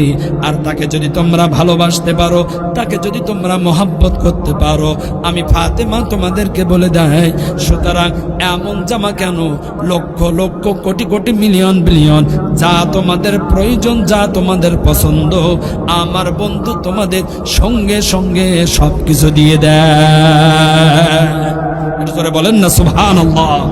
যখন এই কথা বললাম, কিতাবের ভিতরে পাওয়া যায় ইহুদি সকল নারীরা, সকল মহিলারা, দুইটা মত পাওয়া যায়, 352 অথবা 470 জন এক জায়গায় হওয়ার পর বলল, ফাতেমা সুতরাং ওই জায়গায় আমরা যেতে চাই, বিনিময়ে কেননা তুমি গরিব ঘরের সন্তান, গরিব ঘরের সন্তান হয়ে তুমি যদি এত দামি কাপড় যদি তোমার বন্ধুর কাছ থেকে পাও, আমরা তো ধনী মানুষ, আমরা ক্রয় করতে পারবো, বিনিময়ে তুমি যেটা বলবে ওইটাই আমরা করব। ফাতেমা সঙ্গে সঙ্গে বলল, দেখো এই কাজ যদি তোমরা করো, পরিবারের সাথে তোমাদের কিন্তু ঝামেলা শুরু হয়ে যাবে, পরিবারের ভিতরে বাইন্ডিংটা নষ্ট হয়ে যাবে। সুতরাং যদি তোমরা মেনে নিতে পারো, তাহলে আমি সব কিছু দেখাই দিতে পারি, বলে দিতে পারি। যখন এই কথা বলল, এক বাক্যে সকলে বলল, বিনিময়ে সব কিছু ছেড়ে দিতে পারি, কিন্তু এই জান্নাত নামক মার্কেট থেকে আমরা এই দামি কাপড় কিনতে চাই। ফাতেমা সঙ্গে সঙ্গে বলল, তাহলে তোমরা শুনে নাও, এই যে আইডি কার্ডের কথা তোমাকে বললাম, এই আইডি কার্ড যেমন তেমন আইডি কার্ড নয়, এই আইডি কার্ডের নাম হলো ইসলাম। এটা ধরে বলেন না সুবহানাল্লাহ। আইডি কার্ডের নাম কি? আসতে বলেন না, আইডি কার্ডের নাম কি? আইডি কার্ডের নাম হলো ইসলাম। আমি যে তোমাদেরকে পাসওয়ার্ডের কথা বলছি, ওই পাসওয়ার্ডটি যেমন তেমন কোন পাসওয়ার্ড নয়, ওই পাসওয়ার্ডটা হলো, আমার সাথে পড়েন, লা ইলাহা ইল্লাল্লাহু মুহাম্মাদুর রাসূলুল্লাহ সাল্লাল্লাহু আলাইহি ওয়াসাল্লাম। পাসওয়ার্ডটা হলো কালিমা। সুতরাং এই কালিমা যদি তোমাদের ঠিক হয়ে যায়, দিল যদি তোমাদের পরিষ্কার হয়ে যায়, দিল যদি পরিষ্কার হয়ে যায়, কালিমাটা যদি তোমাদের ঠিক হয়ে যায়, সাধারণত আমাদের দুনিয়াতে বুথে যখন টাকা উঠাইতে চায়, পাসওয়ার্ড যদি এইদিক ওদিক হয়ে যায়, টাকা কি ওঠে? বরঞ্চ আরো কার্ড কি হয়ে যায়, আটকাই দেয়। ফাতেমা সঙ্গে সঙ্গে বলল, দেখো পাসওয়ার্ড হলো কালিমা লা ইলাহা ইল্লাল্লাহ মুহাম্মাদুর রাসূলুল্লাহ। কালিমা যখনই তোমরা পড়বে, কালিমা পড়ার পর এবার তো তোমাদের ওই মার্কেটের দিকে যাইতে হবে। আর ওই যাওয়ার রাস্তাটা সিরাতুল মুস্তাকিম, সিরাতুল মুস্তাকিমের পথে ধাসে সাসে তোমরা যাইবে। যাওয়ার পর এবার তোমাদের কাজ হলো মার্কেটের ভিতরে যাওয়া। মার্কেট দেখতে পাবে, মার্কেটের নাম হলো জান্নাত। আর ওই মার্কেটের ভিতরে যাওয়ার পর তোমাদের দোকানের প্রয়োজন, আর ওই দোকানটার নাম হলো জান্নাতুল ফেরদাউস। আর ওই জান্নাতুল ফেরদাউসের ভিতরে যাবে যখন, যাওয়ার পর আমার বন্ধু, আমার রব আল্লাহ তাআলার দিদার হয়ে যাবে। আর আল্লাহ তাআলার দিদার যখন তোমাদের হয়ে যাবে, আল্লাহ তাআলা তোমাদের সকল আবদারটা পুরা করে ফেলবে। এই জন্য তোমরা যদি পাসওয়ার্ডটা সুন্দরভাবে যদি তোমরা জব্দ করতে পারো, আমার বন্ধুর সাথে তোমাদের সম্পর্ক ভালো হয়ে যাবে। আর আমার বন্ধুর সাথে যদি ভালো হয়ে যায়, তাহলে আর তোমাদের কোনো আফসোস থাকবে না, কোনো জিনিসের অপূর্ণতা থাকবে না। যা চাইবে ওই জান্নাত নামক মার্কেট থেকে, বাজার থেকে সব কিছু তোমরা ক্রয় করতে পারবে। যখন এই কথা বলল, কিতাবের ভিতরে পাওয়া যায় 352 অথবা 470 জন ইহুদি নারী এক বাক্যে ফাতেমার কাছে আসার পরে বলল, আর দেরি করতে চাই না, পাসওয়ার্ড গ্রহণ করতে চাই, আইডি কার্ডের ভিতরেও ঢুকতে চাই, সিরাতুল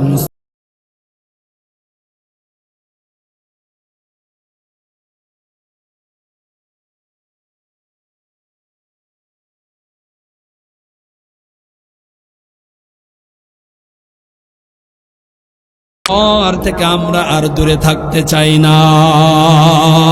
সকল মহিলারা ফাতেমার হাতে হাত রেখে ওই বিয়ে বাড়িতে পাসওয়ার্ড নামক নিয়ামতের কারণে, পাসওয়ার্ড নামক এই ইসলামের ধাসে ধাসে সকল বেঈমান থেকে, ইহুদি নাসরা বেঈমান থেকে তারা কালিমা পড়ে মুসলমান হয়ে গিয়েছে। এটা ধরে বলেন না আল্লাহু আকবার। এই জন্য আল্লাহ রাব্বুল আলামিন বলেন গোলাম আল্লাহু ওয়ালিয়্যুল্লাযীনা আমানু ইখরিজুহুম মিনাজ যুলুমাতি ইলান নূর। আমি রব, আমি তোমাদের জন্য অভিভাবক, আমাকে তোমরা অভিভাবক মেনে নাও, আমাকে তোমরা ওলি হিসাবে গ্রহণ করে নাও। আর আমাকে যদি তোমরা ওলি হিসাবে গ্রহণ করো, অভিভাবক হিসাবে যদি তোমরা গ্রহণ করতে পারো, আমি আল্লাহ রব্বুল আলামিন তোমাদের হয়ে যাব।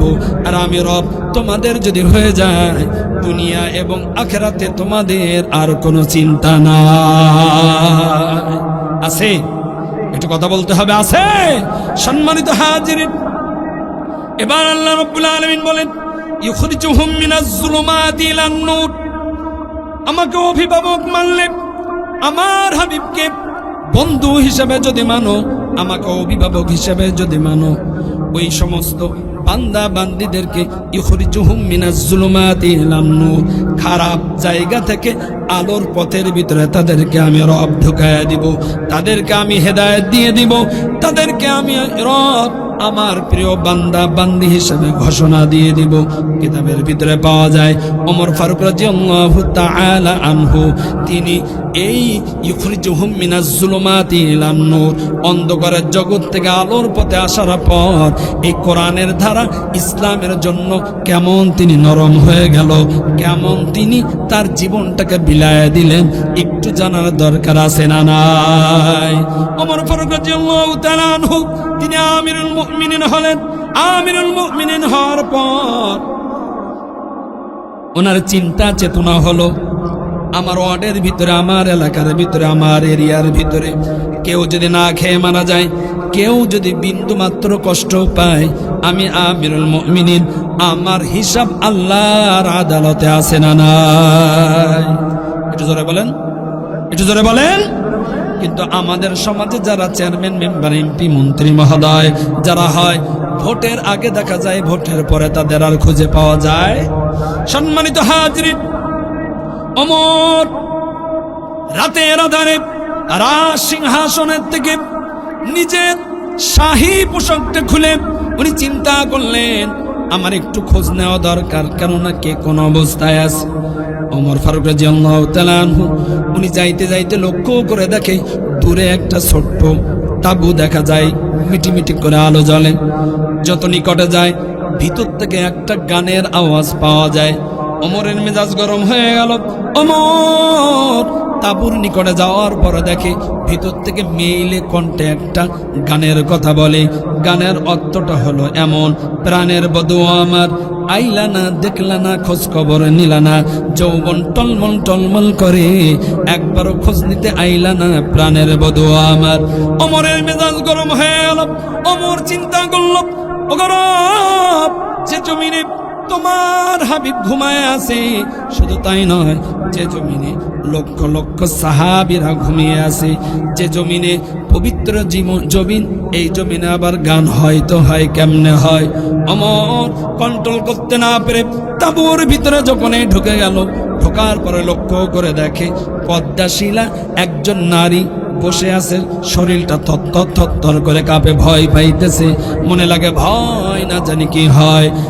আমার তাঁবুর ভিতরে একজন যুবক ঢুকে গিয়েছে, আমাকে কোনো ক্ষতি করে ফেলে কিনা, জীবন নাশকতা আছে কিনা, এই ভয়ে ওই মেয়েটা থরথর থরথর করে কাঁপে। ওমর এবার জিজ্ঞাসা করে, আল্লাহর বান্দী, তোমার কাছে আমি সরাসরি একটা বিষয় জানতে চাই, তুমি যে এই যৌন উত্তেজনক যে গান গাইতেছিলে, আমার কাছে মনে হইল তোমার কোলে মাথা রেখে কোনো যুবক ঘুমাইতেছিল, অথবা তুমি কোনো যুবকের কোলে মাথা রেখে এই গান গাইতেছিলে। হে আল্লাহর বান্দী, তোমার কাছে জানতে চাই, ওই যুবকটা কই, আমার কাছে পাঠিয়ে দাও। এক কল্লা এই তরবারি দিয়ে তার কল্লাটা আমি এক কোপে আলাদা করে দিতে চাই, তাড়াতাড়ি আমার কাছে দাও। মেয়েটি সঙ্গে সঙ্গে বলল, হে যুবক, আমি তোমাকে চিনি না, তোমার পরিচয় সম্পর্কে আমি জানি না, কিন্তু তুমি শুনে নাও, তুমি যে অপবাদ দিচ্ছ আমার কাছে পরপুরুষ আছে, না না না, আমি কসম খেয়ে বলতে পারি আমার কাছে কোনো পরপুরুষ নাই।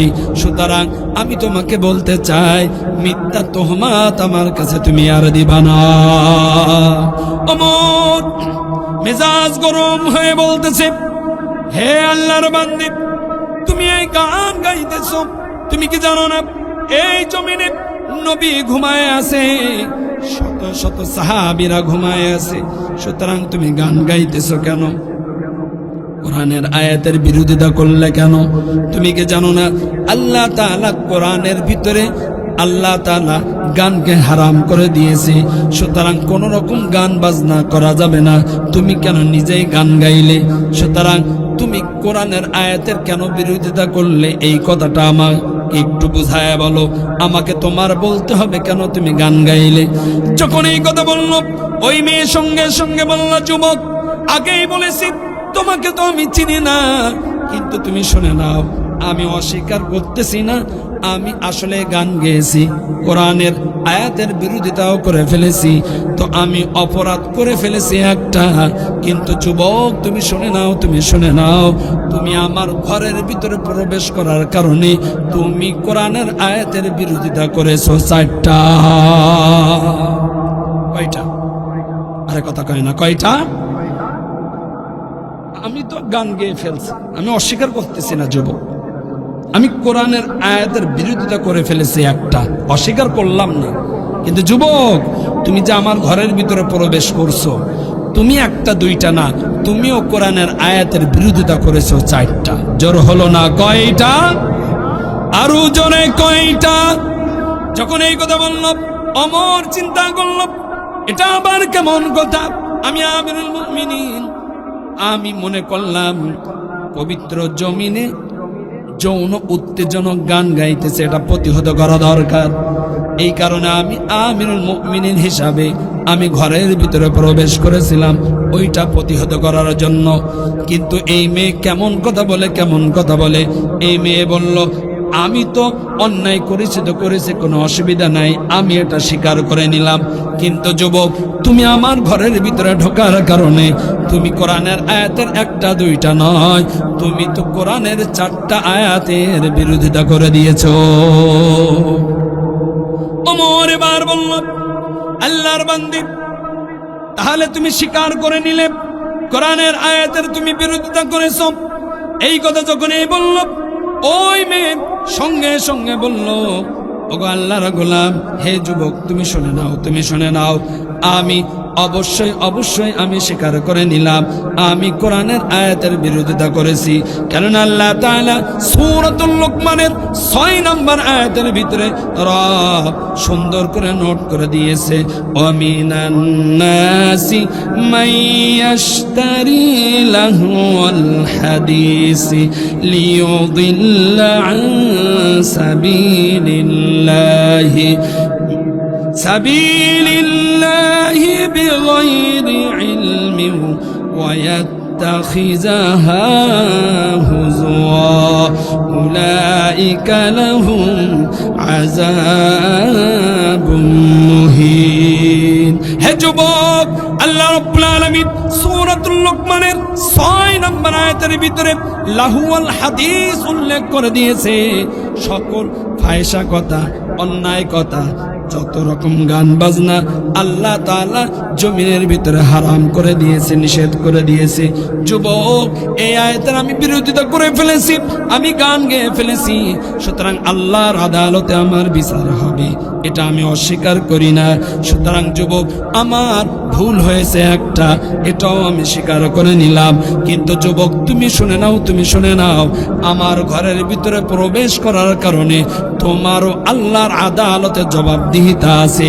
আর তোমার জবাবদিহিতা একটা নয়, তোমার আল্লাহর আদালতে জবাবদিহিতা হবে 4টা। কয়টা? আরো জোরে বলেন, কয়টা? এটা আরো জোরে বলেন না, কয়টা? এটা জিকির করেন, লা ইলাহা ইল্লাল্লাহ, লা ইলাহা ইল্লাল্লাহ। আসমানের মালিক তুমি আল্লাহ, জমিনের মালিক তুমি আল্লাহ, লা ইলাহা ইল্লাল্লাহ, জোরে লা ইলাহা ইল্লাল্লাহ, লা ইলাহা ইল্লাল্লাহু মুহাম্মাদুর রাসূলুল্লাহ। যুবক, আমি তো অপরাধ করেছি একটা, তোমার অপরাধ হলো 4টা। ওমর এবার চিন্তায় পড়ে গেল, এটা কেমনে কিভাবে সম্ভব। ওমর এবার বলল, আল্লাহর বান্দী, তুমি যখন আমার 4টা অপরাধের কথা বলতেছো, তাহলে তুমি তোমার জায়গা থেকে আমাকে একটু জানিয়ে দাও, আমাকে স্পর্শ বার্তা দিয়ে দাও, আমার 4টি কি অপরাধ আমাকে জানিয়ে দাও। ওই মেয়ে সঙ্গে সঙ্গে বলল, যুবক, আল্লাহ রাব্বুল আলামিন সূরাতুল বাকারার 189 নম্বর আয়াতের ভিতরে আল্লাহ রাব্বুল আলামিন বলেন, وَلَيْسَ الْبِرُّ بِأَن تَأْتُوا الْبُيُوتَ مِن ظُهُورِهَا وَلَكِنَّ الْبِرَّ مَنِ اتَّقَى وَأْتُوا الْبُيُوتَ مِنْ أَبْوَابِهَا وَاتَّقُوا اللَّهَ لَعَلَّكُمْ تُفْلِحُونَ। হে যুবক, আল্লাহ রাব্বুল আলামিন সূরাতুল বাকারার 189 নম্বর আয়াতের ভিতরে বলেন, ওয়ালাইসাল বিররু বিআন তা'তুল বুয়ুতা মিন যুহুরিহা, কোন ঘরের ভিতরে যদি প্রবেশ করো তোমরা, তাহলে সদর দরজা দিয়ে তোমরা প্রবেশ করবে, মিন যুহুরিহা, পিছনের রাস্তা দিয়ে প্রবেশ করবে না। হে যুবক, আমি তোমার কাছে বলতে চাই, তুমি যে আমার তাঁবুর ভিতরে প্রবেশ করেছো, তুমি তো সদর দরজা দিয়ে প্রবেশ করো নাই, আমার তাঁবুটা ছিঁড়ে ভেঙে চুরে ঘরের ভিতরে প্রবেশ করেছো। যুবক, তুমি বলো, তুমি আমার এই ঘরের ভিতরে পিছনের রাস্তা দিয়ে ঢুকছো, এই কারণে আল্লাহর আদালতে তোমার বিচার আছে না? না। ওমর রাদিয়াল্লাহু তাআলা আনহু সঙ্গে সঙ্গে চিন্তা করতে যাইরে, আসলেই তো তাই। আল্লাহ তাআলা সূরাতুল বাকারার ভিতরে নোট করে দিয়েছে, কোন জায়গায় যদি প্রবেশ করতে যাই, কোন ঘরের ভিতরে যদি প্রবেশ করতে যাও, প্রবেশ করো, তাহলে সদর দরজা দিয়ে প্রবেশ করো, পিছনের রাস্তা দিয়ে প্রবেশ করা যাবে। ভাই, আপনাদেরকে কষ্ট হচ্ছে ভাই? একটু কথা বলেন, পিছনের রাস্তা দিয়ে যাওয়া যাবে? ওমর সঙ্গে সঙ্গে চিন্তা করলো, হায় রে, আসলেই তো আমি আসামি হয়ে গেলাম। ওমর এবার আল্লাহর বান্দীকে বলল, তাহলে 2য় নাম্বার আমার যে অপরাধ হয়ে গেল, এই 2য় নাম্বার অপরাধটা আমি তোমার কাছে জানতে চাই। যখন এই কথা বলল, আল্লাহর বান্দী সঙ্গে সঙ্গে বলল, হে যুবক, আল্লাহ তাআলা সূরাতুন নূরের 27 নম্বর আয়াতের ভিতরে নোট করে দেয়, ইয়া আইয়ুহাল্লাযীনা আমানু লা তাদখুলু বুয়ুতান গায়রা বুয়ুতিকুম হাত্তা তাস্তানিসু ওয়া তুসাল্লিমু আলা আহলিহা যালিকুম খায়রুল লাকুম লাআল্লাকুম তাযাক্কারুন। একটু জবান খুলে বলেন না আল্লাহু আকবার। এবার ওই মেয়ে বলল, হে যুবক, 2য় নম্বর তোমার অপরাধ হলো, আল্লাহ তাআলা সূরাতুন নূরের 27 নম্বর আয়াতের ভিতরে বলেন, লা তাদখুলু বুয়ুতান গায়রা বুয়ুতিকুম, ঘরের ভিতরে প্রবেশ করতে গেলে ঘরের ভিতরে বিভিন্ন লোকজন, মহিলারা থাকে কি থাকে না? থাকে। ঘরের ভিতরে যদি কোনো মহিলারা থাকে, কোনো ব্যক্তিরা থাকে, তাহলে হাত্তা তাস্তানিসু ওয়া তুসাল্লিমু আলা আহলিহা, তাদের কাছ থেকে অনুমতি নাও, তাদেরকে সালাম দাও, তাদের সাথে আগে কথাবার্তা বলে নাও, তারপরে ঘরের ভিতরে প্রবেশ করা। কিন্তু যুবক, তুমি আমার এই তাঁবুর ভিতরে ঢুকছো, আমার অনুমতি নেও নাই, আমার সাথে আগে কোনো কথা বলো নাই, সালামও দেও নাই। যুবক, তাহলে তুমি অপরাধ করছো কি করো নাই? এবার তুমি বুঝে নাও। ওমর সঙ্গে সঙ্গে বুঝতে পারলো ওমর আসলেই বড় আসামি হয়ে গিয়েছে। ওমর চিন্তা করতেছে, আসলেই তো আমি এই তাঁবুর ভিতরে ঢুকছি, কোনো সালাম দিয়ে ঢুকি, তাহলে তো আমি ধরা খেয়ে গেলাম। এবার ওমর সঙ্গে সঙ্গে ওই মেয়েকে বলল, ওগো আল্লাহর বান্দি, ওগো আল্লাহর বান্দি, আমার তৃতীয় নাম্বার কি অপরাধ হলো আমি তোমার কাছে জানতে চাই। যখন এই কথা বলল, ওই মেয়ে সঙ্গে সঙ্গে বলল, হে যুবক, তোমার পরিচয় তো আমি জানি না। আল্লাহ রাব্বুল আলামিন সূরাতুন নূরের 61 নম্বর আয়াতের ভিতরে নোট করে দেয়, লাইসা আলাল আ'মা হারাজুন ওয়ালা আলাল আ'রাজি হারাজু ওয়ালা আলাল মারিদি হারাজ। হে যুবক, আল্লাহ রাব্বুল আলামিন সূরাতুন নূরের 61 নম্বর আয়াতের শুরুতে বলেন, যাদের চোখ অন্ধ অথবা যারা অসুস্থ তাদের কোনো অসুবিধা নাই।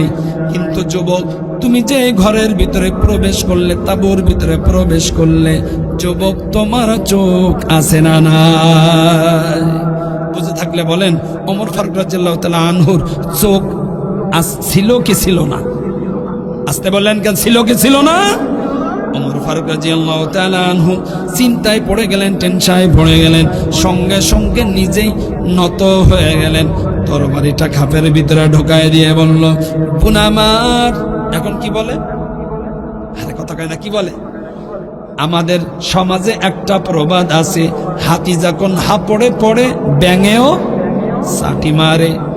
এবার ওমর বলল, বোন আমার, আমার বোঝা হয়ে গিয়েছে, আমি অপরাধ করে ফেলেছি, আমি তোমার কাছে মিনতি করলাম, আবদার করলাম, তিনটা বিষয় তো আমার সাথে তুমি শেয়ার করলে, চতুর্থ নাম্বারটা আমি তোমার কাছ থেকে জানতে চাই, বোন আমার, আমি কি ভুল করলাম, আমার অপরাধ চতুর্থ নাম্বার কি একটু বলা যাবে কিনা? যখন এই বোন বলছে, মেয়েটা একটু গরম হয়ে বলতেছে, যুবক, তুমি না ঘরের ভিতরে ঢুকে আমার নামে বিভিন্ন কথাবার্তা বললে, বদগুমানি করলে, খারাপ ধারণা করলে। আল্লাহ তাআলা সূরাতুল হুজুরাতের 12 নম্বর আয়াতের ভিতরে নোট করে দেয়, ইয়া আইয়ুহাল্লাযীনা আমানু তানিবু কাসীরাম মিনাজ-যন্নি ইন্না বা'দাজ-যন্নি ইসমুন ওয়ালা তাজাসসু ওয়ালা ইয়াগতাব বা'দুকুম বা'দা। হে যুবক, তুমি ঘরের ভিতরে প্রবেশ করার সাথে সাথে তুমি বললে, হে আল্লাহর বান্দি, তুমি যে গান গাইলে, নিশ্চয় কোন যুবক তোমার কোলের ভিতরে শুয়েছিল, অথবা তুমি কোন যুবকের কোলের ভিতরে শুয়েছিলে, ওই যুবকটা দাও। আমার কাছে বারবার তুমি পিড়াপিড়ি করতেছিলে, ওই যুবকটা আমার কাছে দাও। কিন্তু আমি তোমাকে বলেছিলাম, না না না, আমার ঘরে এই তাঁবুর ভিতরে আমি ছাড়া আর অন্য কেউ নয়। যুবক, তুমি শুনে নাও, তোমার পরিচয় তো আমি জানি না, তুমি শুনে নাও। যেদিন থেকে আমি সাবালেগা হয়ে গিয়েছি, যেদিন থেকে আমি বালেগা হয়ে গিয়েছি, ওই দিন থেকে এই পর্যন্ত কোনো পরপুরুষ আমাকে দেখতে পাই না। আর তুমি আমাকে বলতেছো যে তোমার কোলে হয়তো বা কেউ শুয়ে আসছিল, অথবা তুমি কারোর কোলে শুয়েছিলে, ওই যুবকটা দাও, ওই যুবককে দেখতে চায়। কিন্তু আসলে তা নয়, কেউ ছিল না। কিন্তু আল্লাহ তাআলা সূরাতুল হুজুরাতের 12 নম্বর আয়াতের ভিতরে বলেন, কারুন নামে যদি কেউ এই বদগুমানি করে, খারাপ ধারণা করে, এই খারাপ ধারণা করাটাই হলো গুনার কাজ। আর তুমি আমাকে নিয়ে খারাপ ধারণা করছো, এই জন্য কোরআনের আয়াতের বিরোধিতা তুমি করেছো। সুতরাং কোরআনের আয়াতের বিরোধিতা একটা নয়, দুইটা নয়, 4টা বিরোধিতা করলে, সুতরাং আমারও যদি আল্লাহর আদালতে কোরআনের একটা আয়াতের বিরোধিতা করার কারণে যদি বিচার হয় যুবক, তাহলে তোমারও আল্লাহর আদালতে 4টে আয়াতের বিরোধিতা করার কারণে তোমারও বিচার আছে না নাই? আরে কথা কয় না, আছে না নাই? যখন এই কথা বলল ওমর কিংকর্তব্য বিমূঢ় হয়ে গেল। ওমর এবার বলল, পুনামাত, সব তো বুঝলাম, আমার দোষ আমি স্বীকার করে নিলাম, কিন্তু তোমার পরিচয়টা একটু আমি জানতে চাই। যখন এই কথা বলল ওই মেয়ে সঙ্গে সঙ্গে বলল, যুবক, আমি একজন সম্ভ্রান্ত পরিবারের একজন মেয়ে, আমি কন্যা, তার অনন্য রূপসী সুন্দরী, আমার কোনো অসুবিধা নাই। সুতরাং আমার বাবা আমাকে বিবাহ দিয়েছে একজন সাহাবীর সাথে, আমি একজন সাহাবীর স্ত্রী। শুধু তাই নয়, আমি একজন কোরআনের হাফেজা, কোরআনের 30 পারা আমার মেমোরির ভিতরে বিদ্যমান। একটু জবান খুলে বলেন না আল্লাহু আকবার। যখন এই কথা বলল ওমর সঙ্গে সঙ্গে গরম হয়ে গেল। ওমর বলল, তুমি একজন সাহাবীর স্ত্রী এবং কোরআনের একজন হাফেজা হওয়ার কারণে, হওয়ার পরেও তুমি কেন গান গাইলে? এই ব্যাপারটা আমার তো বুঝে আসে না। তুমি কেন গান গাইলে? যৌন উত্তেজনক গান গাইলে। এই গান গাওয়ার কারণে আমার কাছে তোমার ব্যাপারটা বেশি সুবিধার মনে হয় না।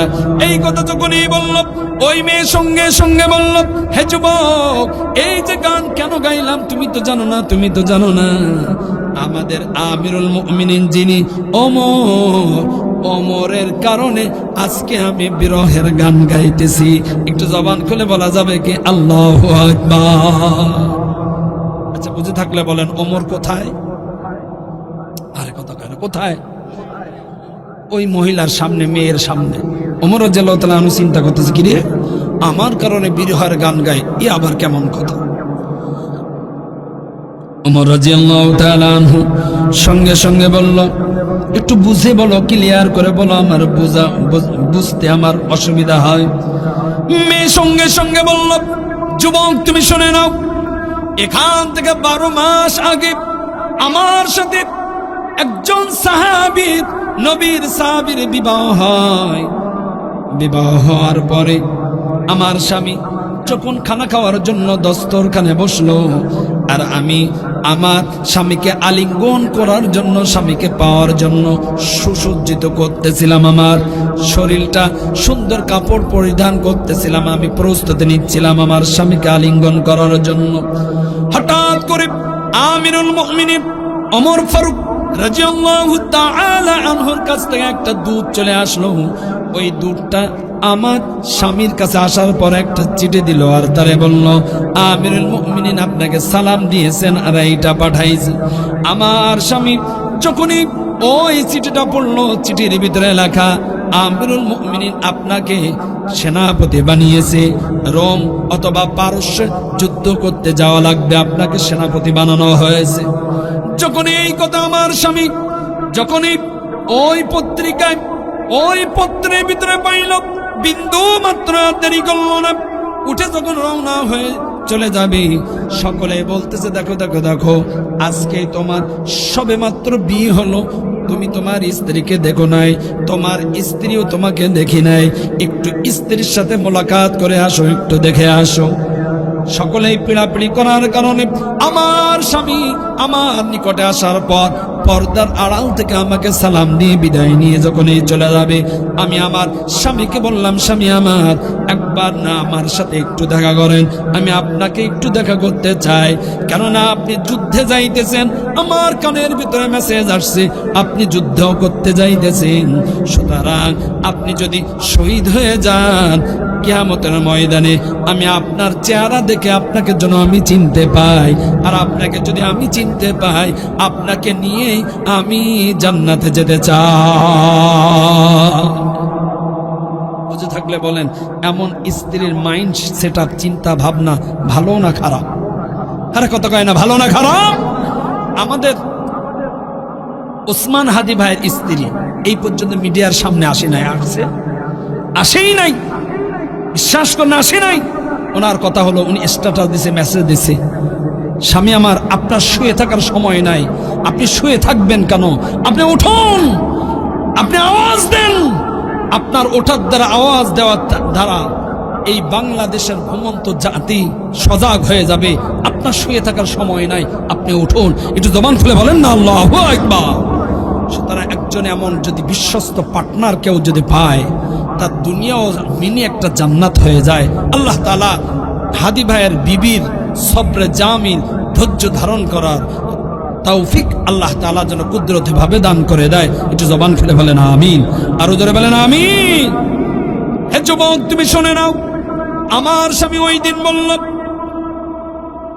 প্রাণের বিবি আমার, তোমার যদি চিন্তা চেতনা এমন থাকে আমার সাথে তুমি জান্নাতে যাবে, তাহলে আল্লাহ তাআলা অবশ্যই কিয়ামতের ময়দানে আমার সাথে তোমার পরিচয় করিয়ে দিবে।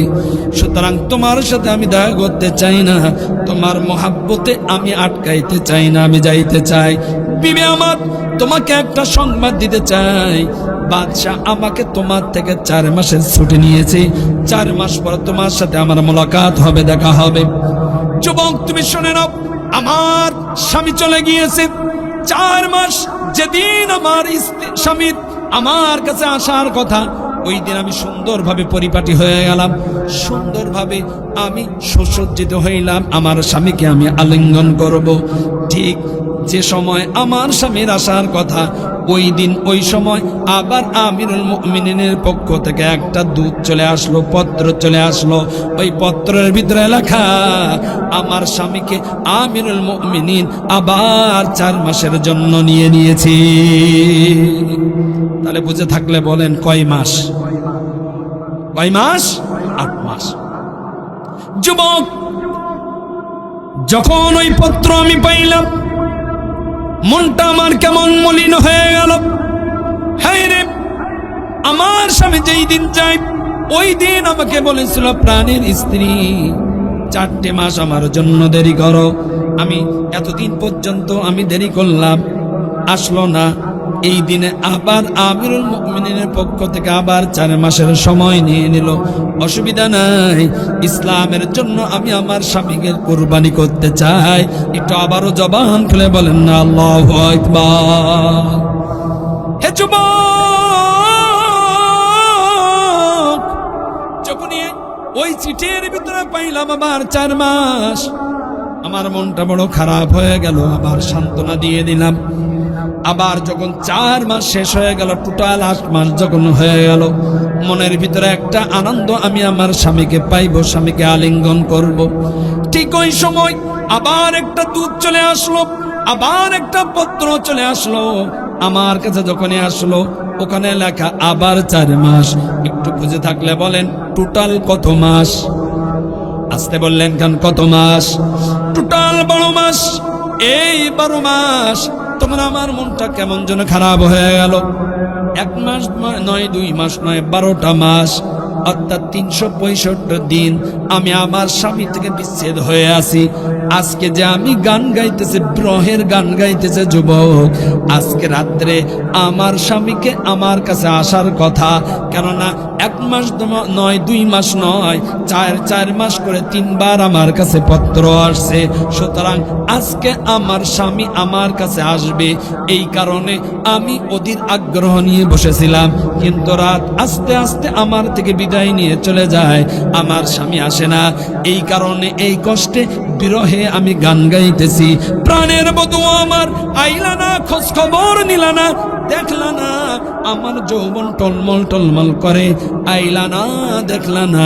এই বিরহে আমি গান গাইতেছিলাম, আমার কোনো দোষ নয়, দোষ হলো আমিরুল মুমিনিন ওমরে। বুঝে থাকলে বলেন ওমর কোন জায়গায়? কথা কেন, কোন জায়গায়? ঘরের ভিতরে। এবার ওমর চিন্তা করতেছে, হাই রে সর্বনাশ, আসলেই তো অপরাধী আমি। ওমর সঙ্গে সঙ্গে ওই মেয়েকে বলল, বোন আমার,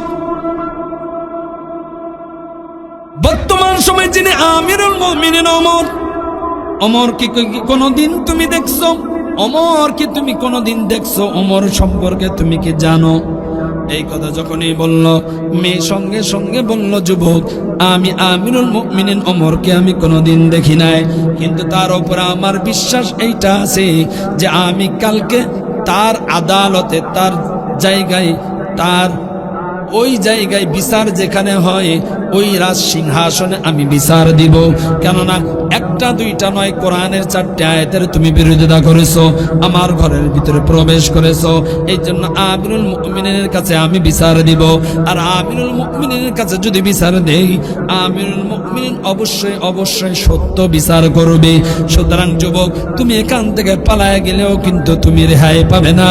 আমি অবশ্যই অবশ্যই আমিরুল মুমিনিনের দরবারে বিচার দিতে চাই। ওমর বলল, বোন আমার, আমিরুল মুমিনিন ওমরকে তুমি কোনোদিন দেখছো কিনা? বলল, না, কোনোদিন দেখি নাই। আবারও একটু জবান খুলে বলেন না আল্লাহু আকবার। কিন্তু বর্তমান সময় আমাদের যদি কেউ এই জায়গায় হতো, মামার মামার মামার মামার চাচতো ভাই, ফুফাতো ভাই, খালাতো বোনের হলো শালা, আছে না নাই? আরে কথা কয় না। আরে বাবা, গর্ভবতী হয়ে কেমন যেন পরিচয় দেয়। চা খাওয়ার পরে 5 টাকা রং চা, সদ দাম না দিয়ে যখন চলে যায়, চাওয়ালা বলতেছে, ভাই কি টাকা দেবেন না 5 টাকা? ঘাড় ফেরায় বলে, তুই আমারে চিনিস? হ্যাঁ, আছে না নাই? আরে কথা কয় না, আছে না নাই? তুই আমারে চিনিস? আমার মামার মামা, খালা খালা, আছে না নাই? তুই আমার চিনিস? আর সেখানে ওমর ফারুক রাদিয়াল্লাহু তাআলা আনহু নিজে আমিরুল মুমিনিন কোনো কথা বলল না। উনি বলল, বোন আমার, অসুবিধা নাই, তুমি কালকে যে ওমরের দরবারে বিচার দিবা ওই জায়গায় তুমি আমারেও পাবা। আমি তোমার থেকে পালায়ে অন্য কোনো জায়গায় যাব না, ওয়াদা দিলাম। কিন্তু এইটুকু আমি তোমাকে বলতে পারি, তুমি যে আমিরুল মুমিনের দরবারে গিয়ে বিচার দিবা ওই জায়গায় আমাকে। সম্মানিত হাজিরিন, ওমর ওখান থেকে দৌড়ায় চলে গেল সেনা ক্যাম্পে।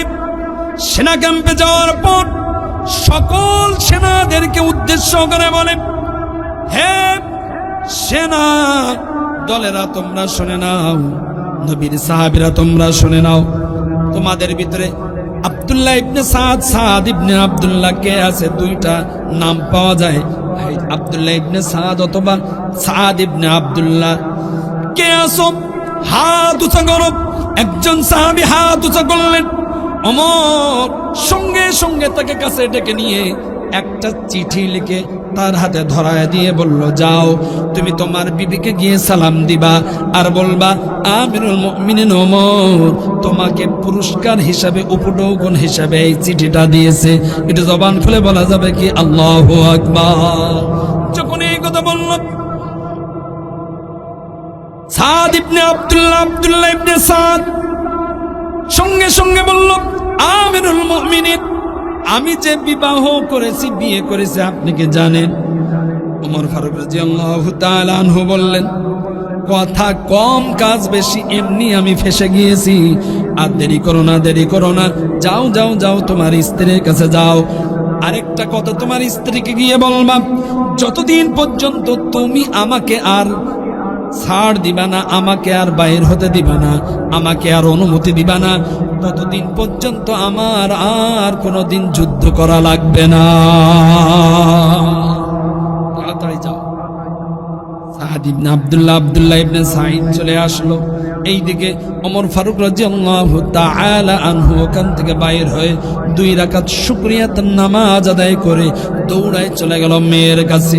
মেয়ে হাফসার কাছে গিয়ে বলে, মা, আমি তোর কাছে একটা বিষয় জানতে চাই, তুই যদি আমাকে একটু সহযোগিতা করিস আমার বড় ভালো হয়। মেয়ে বলল, বাবা, এমন কোনোদিন তো বলো না, কি বলতে চাও বলো, অসুবিধা নাই। সঙ্গে সঙ্গে বলল, মা, একটা মেয়ে তার স্বামী ছাড়া কতদিন বা কত মাস সে ভালো থাকতে পারে তোর কাছে জানতে চায়, কেননা তুই একজন মহিলা, তুই বলতে পারবি।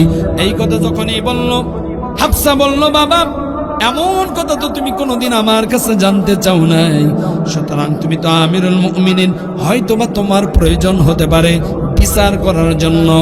আমি তোমাকে বলতে চাই, বলার জন্য কোনো অসুবিধা নেই। ওগো বাবা, একটা মেয়ে তার স্বামী ছাড়া 1 মাস 2 মাস নয় 4 মাস তারা ভালো থাকতে পারে। আর তার ভিতরে যদি আল্লাহর ভয় থাকে, আখিরাতের বিশ্বাস থাকে, জাহান্নামের ভয় থাকে, আল্লাহর রসুলকে যদি তারা মানে, জাহান্নামের যদি ভয় তার ভিতরে থাকে, তাহলে সে ভালো থাকতে পারে। আর তার ভিতরে যদি মৃত্যুর ভয় যদি না থাকে, জাহান্নামের ভয় যদি না থাকে, তাহলে একটা মেয়ে তার স্বামী ছাড়া 4 মাসের পরে আর ভালো থাকতে পারে না। যখন এই কথা বলল, আমিরুল মুমিনিন ওমর ওখান থেকে বাইর হয়ে আল্লাহ রাব্বুল আলামিনকে বলতেছে, ইসলামের জন্য, কোরআনের জন্য, ইসলাম প্রতিষ্ঠা করার জন্য আমি তো সাদ ইবনে আব্দুল্লাহ ইবনে সাদকে আমি এই কাজের জন্য ব্যবহার করেছি। 1 মাস নয় 2 মাস নয় 12টা মাস পর্যন্ত ইসলামের জন্য তাকে ব্যবহার করেছি। কিয়ামতের ময়দানে তোমার আদালতে যদি তার বিবি যদি আমার নামে যদি অবজেকশন দেয়, আমার নামে যদি বিচার দেয়, আমি ওমর আসামির কাঠগড়ায় দাঁড়িয়ে যাব, আমার তো কেউ আর রক্ষা করতে পারবে না।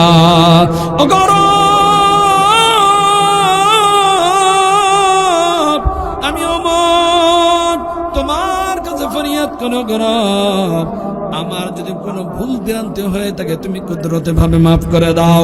ওমর ওই জায়গা থেকে দৌড়াই আবার সেনা ক্যাম্পে চলে গেল। সেনা ক্যাম্পে যাওয়ার পর সকল সেনাদেরকে বলল, শুনে নাও শুনে নাও শুনে নাও, আমি আমিরুল মুমিনিন ওমর তোমাদেরকে আমি বলতে চাই, আজ এখন এই মাস থেকে প্রতিটা সেনা যারা, তাদের প্রতি মাসে বাধ্যতামূলক 3 দিন পর্যন্ত ছুটি আমি মঞ্জুর করে দিলাম। কয়দিন বলেন না, কয়দিন? 3 দিন পর্যন্ত ছুটি দিয়ে দিলাম, বাধ্যতামূলক 3 দিন ছুটি দিয়ে দিলাম। প্রত্যেকেই 3 দিন পর্যন্ত ছুটি পাবে। বুঝে থাকলে বলেন, কাশেপুর মাছপাড়া এলাকাবাসী, আপনাদের এলাকায় মসজিদ আছে না নাই? আসতে বলবেন না, আছে না নাই? ইমাম সাহেব মুয়াজ্জিন খাদেম আছে না নাই? তাদেরকে ছুটি দেন। হ্যাঁ, ও বাইরে কেউ নেই, এটা তাহলে ভিন্ন। কিন্তু অন্য এমনও জায়গায় আছে, যাওয়ার পরে ইমাম সাহেব বলে, হুজুর ঈদের সময়ও ছুটি নাই। এমন জায়গা আছে না নাই? এটা কথা বলেন, আছে না নাই? সভাপতি, সেক্রেটারি, কেশিয়ার, তারা তাদের হোম মিনিস্টার নিয়ে, সন্তান নিয়ে বিভিন্ন জায়গায় ঘুরতে যাবে, ডেটিং সেটিং করবে, আনন্দ ফুর্তি করবে। আর ইমাম সাহেবরা বলবে, তুমি ঈদের নামাজ পড়াও আর 5 ওয়াক্ত নামাজ পড়াও, মসজিদ থেকে তোমার যাওয়ার টাইম নাই, ছুটি নাই। এমন আছে না নাই? আল্লাহর আদালতে তাদের বিচার হবে, অবশ্যই বিচার হবে। আপনি সভাপতি, আপনি সেক্রেটারি, আপনি কেশিয়ার, তাহলে আপনি আজানটা শিখে ফেলেন, আপনি নামাজ পড়াটা শিখে ফেলেন, আপনি মাসআলা, নামাজের মাসআলা মাসাইলগুলো জেনে নেন। ঈদের নামাজ আদায় করার পর আপনার ইমাম সাহেবকে আপনি ছুটি দিয়ে দেন, যান, আপনি চলে যান। সারাটা বছর আপনি তো তাদের সাথে সময় দিতে পারেন না, সময় কাটাইতে পারেন না। ঈদের সময় আপনি যান, আপনার বিবি, আপনার সন্তান, তাদের সাথে এক জায়গায় বসে আপনি একটু সময় পার করেন, তাদের ভালোবাসাটা একটু ভাগাভাগি করেন। এমন করার দরকার আছে না নাই? এটা কথা বলতে হবে, আছে না নাই? এই জন্য ওমর ফারুক রাদিয়াল্লাহু তাআলা আনহু ওই দিন ওই সময় বলে দিলেন, বাধ্যতামূলক প্রত্যেকেই 3 দিন পর্যন্ত ছুটি কাটাবে। আর ওমর ফারুক রাদিয়াল্লাহু তাআলা আনহু গরমের থেকে আসাদ্দুহুম ফি আমরিল্লাহি ওমর, গরমের থেকে নরম হওয়ার কারণ হলো আল্লাহু ওয়ালিয়্যুল্লাযীনা আমানু ইখরিজুহুম মিনাজ যুলুমাতি ইলান নূর।